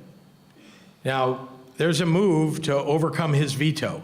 but all of us should be making sure that we are fighting hard to get it overridden in the Senate. I believe that Senator Biss is going to face this next week, I guess. We Thank you, have Mr. got to make Pritzker. sure that we make our voices heard on that issue Thank and you. finally get pay equity in this state. Thank you, Mr. Pritzker. Mr. Biss? I learned about this issue at home. My parents are both in the same profession, both violinists, and unlike was pretty common in that generation, my father stepped back.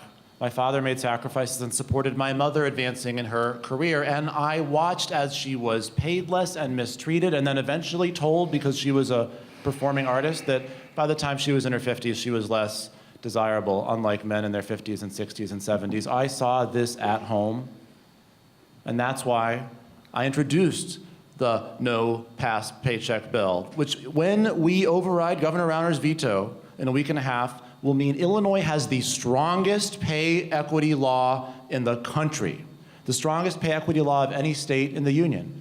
And I didn't do that by just checking a box somewhere. I sat down with State Representative Anna Moeller and looked around the country for the best practices and worked with women employed to toughen that bill and wrote the strongest bill we could find, and then went around the legislature and pushed and pushed and pushed until we had the votes. Anna overrode the veto in the House yesterday, and I plan on doing it the week after next. I'm also the lead sponsor of the Paid Family Leave Act in the Illinois Senate, because it's barbaric that we don't have family leave in this country. What other country with any kind of economy, anything like America's economy, doesn't have paid family leave? It is preposterous. And when the business so-called community tells us that it's anti-business, come on. Come on.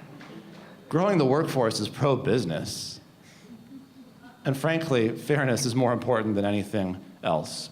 And so as we think about these crucial changes, I would ask you, who was in the legislature fighting to make them happen? Who took the initiative to make sure that bill got introduced? Who pushed their colleagues to make sure that bill got passed? That's the person who's going to be the governor to make sure we have paid family leave in the state of Illinois. Thank you, Mr. Biss. All right. We have time for one more question. We're going to talk about health care, specifically reproductive rights. The order that you're going to answer this question is Mr. Pritzker, Mr. Kennedy, Mr. Biss, Mr. Diber, Mr. Hardiman. We have seen in recent years that some Democrats in the Illinois legislature are not committed to reproductive choice for people who can become pregnant. Some Democratic legislators outright oppose access to abortion services. And we currently have no Republicans in the Illinois legislature who are committed to protecting reproductive choice. Are there circumstances in which you would negotiate restrictions on reproductive choice? If so, what would those circumstances be? And if not, what words of reassurance can you provide that, if elected, the people of Illinois can rely on knowing that their right to make their own reproductive health choices will not be compromised? Mr. Pritzker? What assurance? Well, for decades, I have stood with women. I was marching for women's rights and women's health and reproductive rights almost, I bet, before anybody on the stage, but as a kid with my mother in the 70s, and I have not stopped. I was not just marching in Washington, in Springfield, in Peoria in January, or in April in Springfield at the Women's March. I was marching decades ago with some of the people in this audience, actually, decades ago. You want somebody that's got a real history of standing up for reproductive rights. And no, I do not believe that there are circumstances in which I would limit a woman's right to control her own body. Thank you. Excuse me. There we go, Mr. Kennedy. Yeah, no negotiation, zero negotiation. Those decisions are between a woman and her doctor. That's it. I'm done.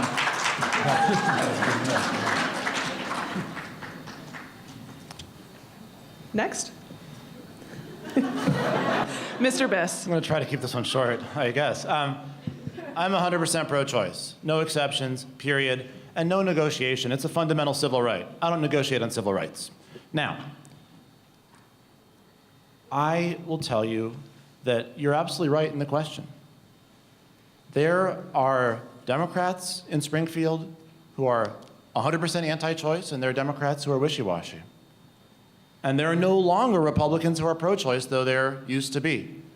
We got a lot of work left to do, and we have been very good at stopping bad legislation, but it's been a challenge for us to pass good legislation. We had to fight like hell to get House Bill 40 on Governor Rauner's desk. We fought, and we fought, and we argued, and we persuaded, and we cajoled, and we marched, and we begged, and we eventually just barely got those votes. I was fighting tooth and nail inside the legislature to make sure we got those votes. I was the lead sponsor of a bill a couple years ago amending the so-called Right of Conscience Act.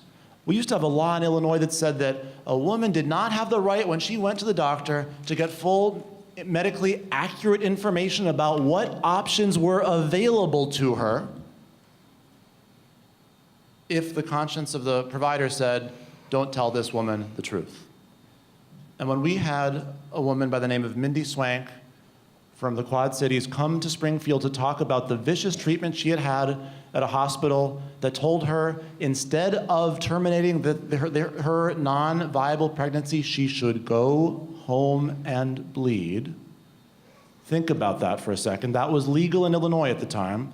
When she came to testify in support of our bill to fix that in the Senate Judiciary Committee, there was one woman on the committee. We passed that bill with that woman and the other women in the legislature leading the way to get the votes. We're going to keep on finding those votes, but we cannot let up for a second because the forces on the other side are fighting hard, and we are barely winning at this point. Thank you. Mr. Diber. Well, I made a statement that I would have signed HB 40 if I'd been governor, because I don't believe that we can return to pre-Roe versus Wade. We've came too far in this country of looking at what a woman's rights are and the whole health care of women. And with all that said, I've also publicly said that personally I'm pro-life. And the day of the Women's March, I was walking over the Capitol to speak, and a woman was walking alongside of me, and she said, you know, Bob, we've heard what you've said about being pro-life, and I want you to know that most of us are pro-life. But we want the right to make the decision as to what we do, and we do not want government to interfere. I said, well, that's exactly where I am at, and that's why I said that I would sign HB 40. So I wanted to make that clear. I also want to make it clear about my position of being pro-life, because I don't believe being pro-life it begins at birth and it goes all the way till the time of the end of your life and everything along the way, okay? And we need to take care of people, and that's something as Democrats that we do. I believe in helping people that are sick, that are suffering. I believe in helping people who are incarcerated, that have disease and illness. I believe in helping the elderly who are sick and suffering, and that's all part of my pro-life platform. Thank you. Thank you. Mr. Hardiman. No, I support House Bill 40. It's time to stop bullying women. If a woman decides, that's up to her God and her doctor. And I just would say that the same as Chris Kennedy said. I'm not going to talk long about it, but it's public record that I support House Bill 40. A woman should have a right to choose. And that's the only thing I'll say about that. Thank you. All right. Now, we had to cut a few questions tonight. I would prefer that we all stay here for 5 more hours to discuss these issues. I don't think we all want to do that. I have 2 very quick yes/no questions.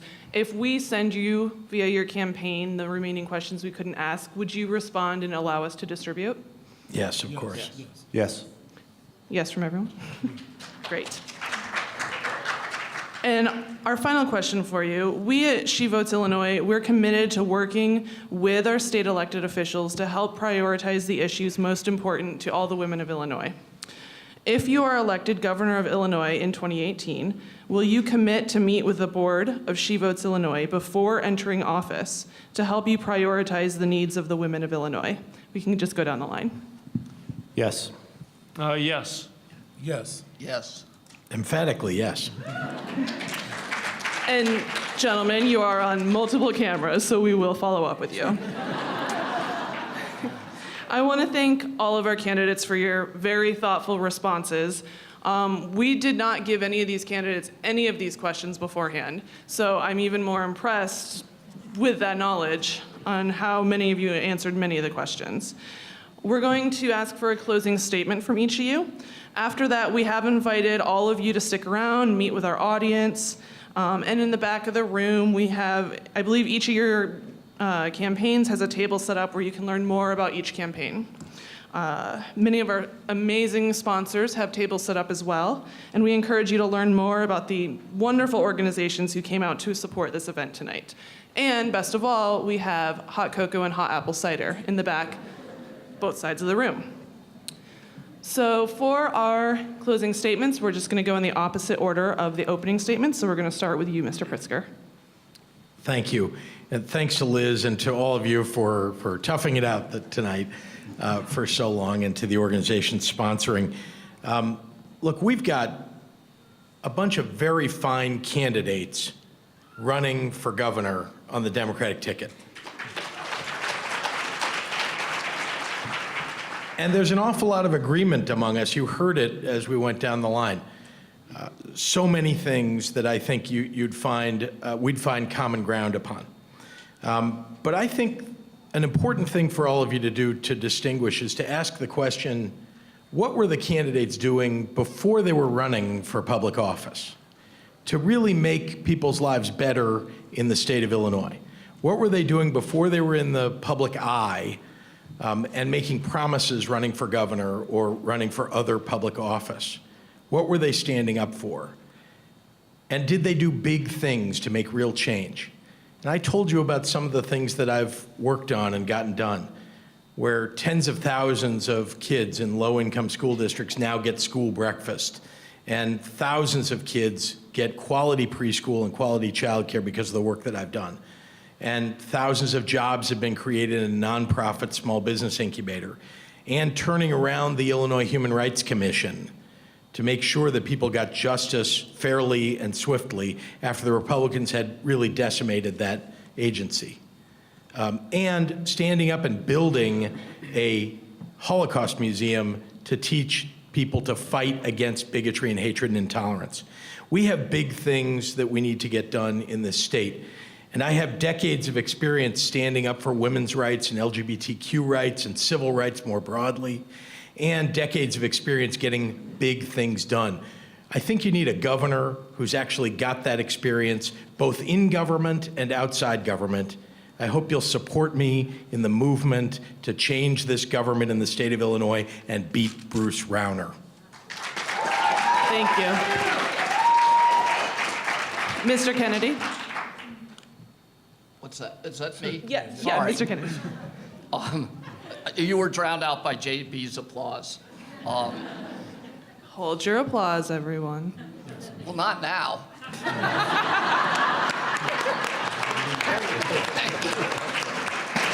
Thank you. There's so much going on in our country now. I think it's really hard to look the other way anymore. I think it's impossible. We have a president of the United States, the most powerful person in the world. 15 women have come forth and accused him of sexual assault. One of our leading news networks, the entire executive team and the on-air personality has been wiped out because of a culture of rampant sexual abuse. We have a leader of Hollywood,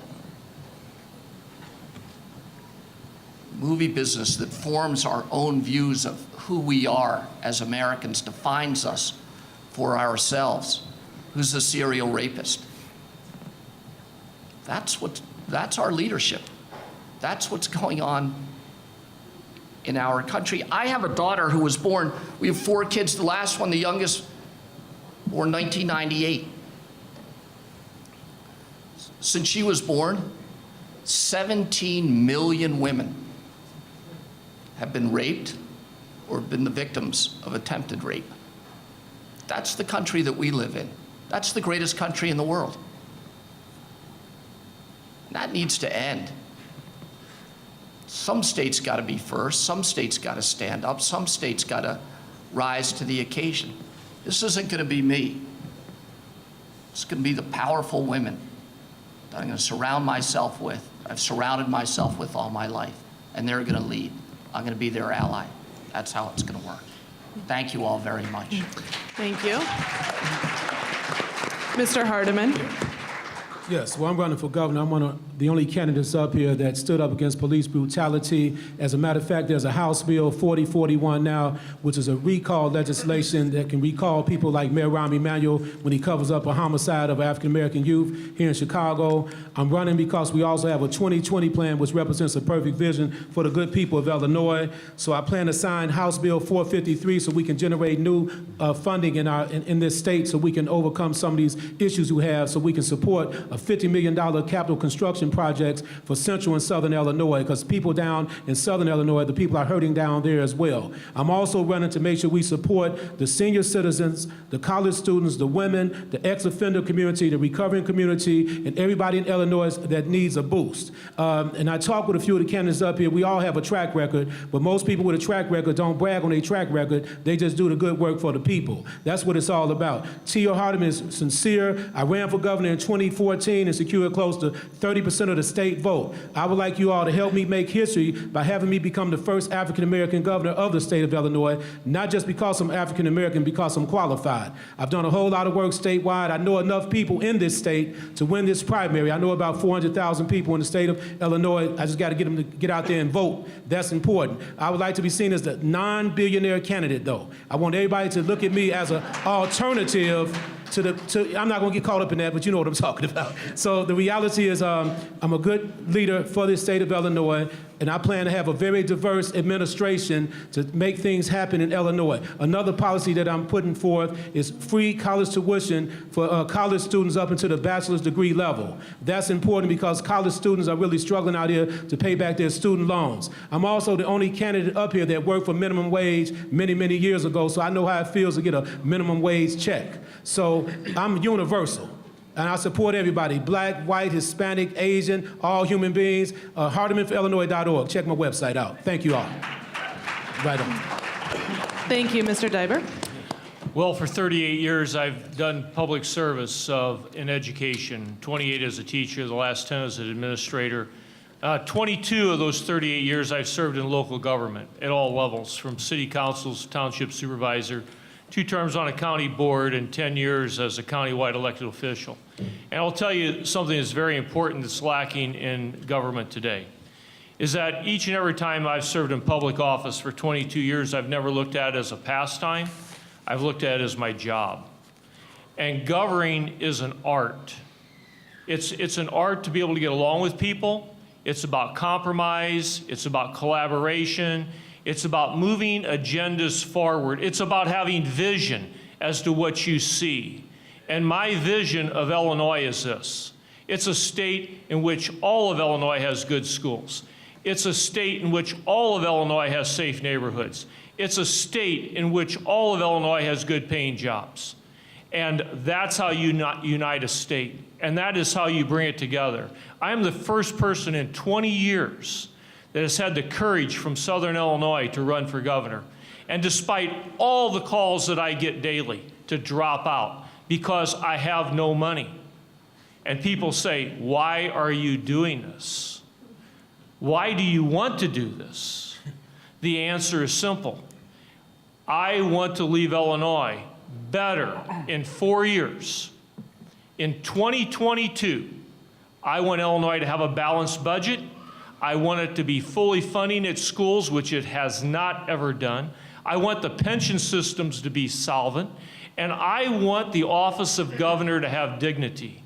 And to do that, you have got to have someone who understands public service and what it is about. You know, our president and our governor never served a day in public office, so what does that do for you? Thank you. Mr. Biss? Liz, thank you for the work that you did to put this together. Thank you to the extraordinary many organizers, my great friend, Representative Ann Williams, and others.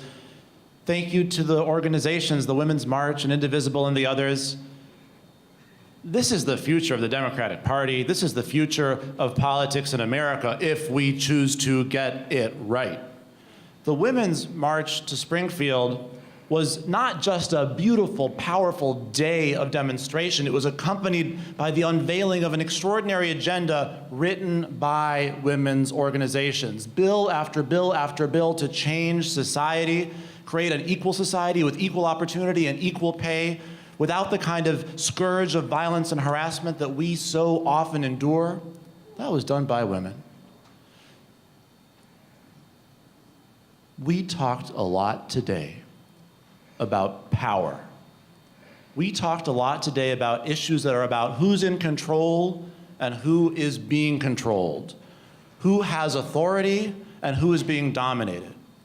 And when we ask ourselves how we're going to win these battles, enact these fundamentally transformative policies, the question we need to be asking ourselves is, how do you change the way power is wielded in American politics? That's what these organizations are all about, and that's how we are going to win. And we have to ask ourselves, with that giant question coming down the train tracks, what kind of Democratic Party we're going to be. Are we going to be a billionaire party, or are we going to be a party for the rest of us? Are we going to have elections, or are we going to have auctions? I'm running for governor because it is time for the extraordinary leaders of this extraordinary movement to take control, to build a state and a country that works for the rest of us. I would be honored to continue standing with you in that fight. It would mean the world to me to have your support. Thank you. Now, as I know we've all been waiting to do, let's give a warm round of applause to all of our candidates.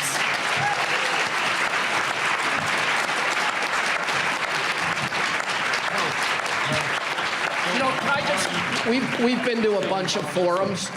We've been to a bunch of forums, and Yes. maybe with unanimous consent from those that are participating, we'd give Tio 30 seconds, because it seems like it would be terrible to rob this audience of his important story. Well, you want to hear it? I'll keep it simple. I'll say Did this. I skip? No, you got to give me permission first. I'm so sorry. Okay. Please, you may have 2.5 minutes. No, I don't need Wait, that. go ahead. Not just a story I've been telling since we've been on the road. This is my humorous side. This is what's going to happen with Bruce Rauner in Illinois because of the gentleman up here. There was this airplane that was about to crash, and you only had 4 passengers on the airplane with 3 parachutes. You had a pilot who was Chris Kennedy, you had a young T.O. Hardeman who was a Boy Scout, and you had a young J.B. Pritzker on the plane, and Bruce Rauner was on the plane, but you only had 3 parachutes. So the pilot, Chris Kennedy, took the first parachute, he jumped, leaving J.B. Pritzker, T.O. Hardeman, and Bruce Rauner. Bruce Rauner, he gangstered the other parachute, and he jumped, leaving 1 parachute and 2 passengers. So J.B. went to the corner of the plane and said he's going to pray and ask God to help him. And I tapped him on his shoulder. I said, you know what, J.B., that guy Bruce Rauner, he didn't take the parachute, he took my backpack. All right? So check this out. So the moral of the story, J.B. and myself, we jumped to safety, and you know the rest of the history there, okay? Thank you very much. Thank you very much. Have a great evening, everybody.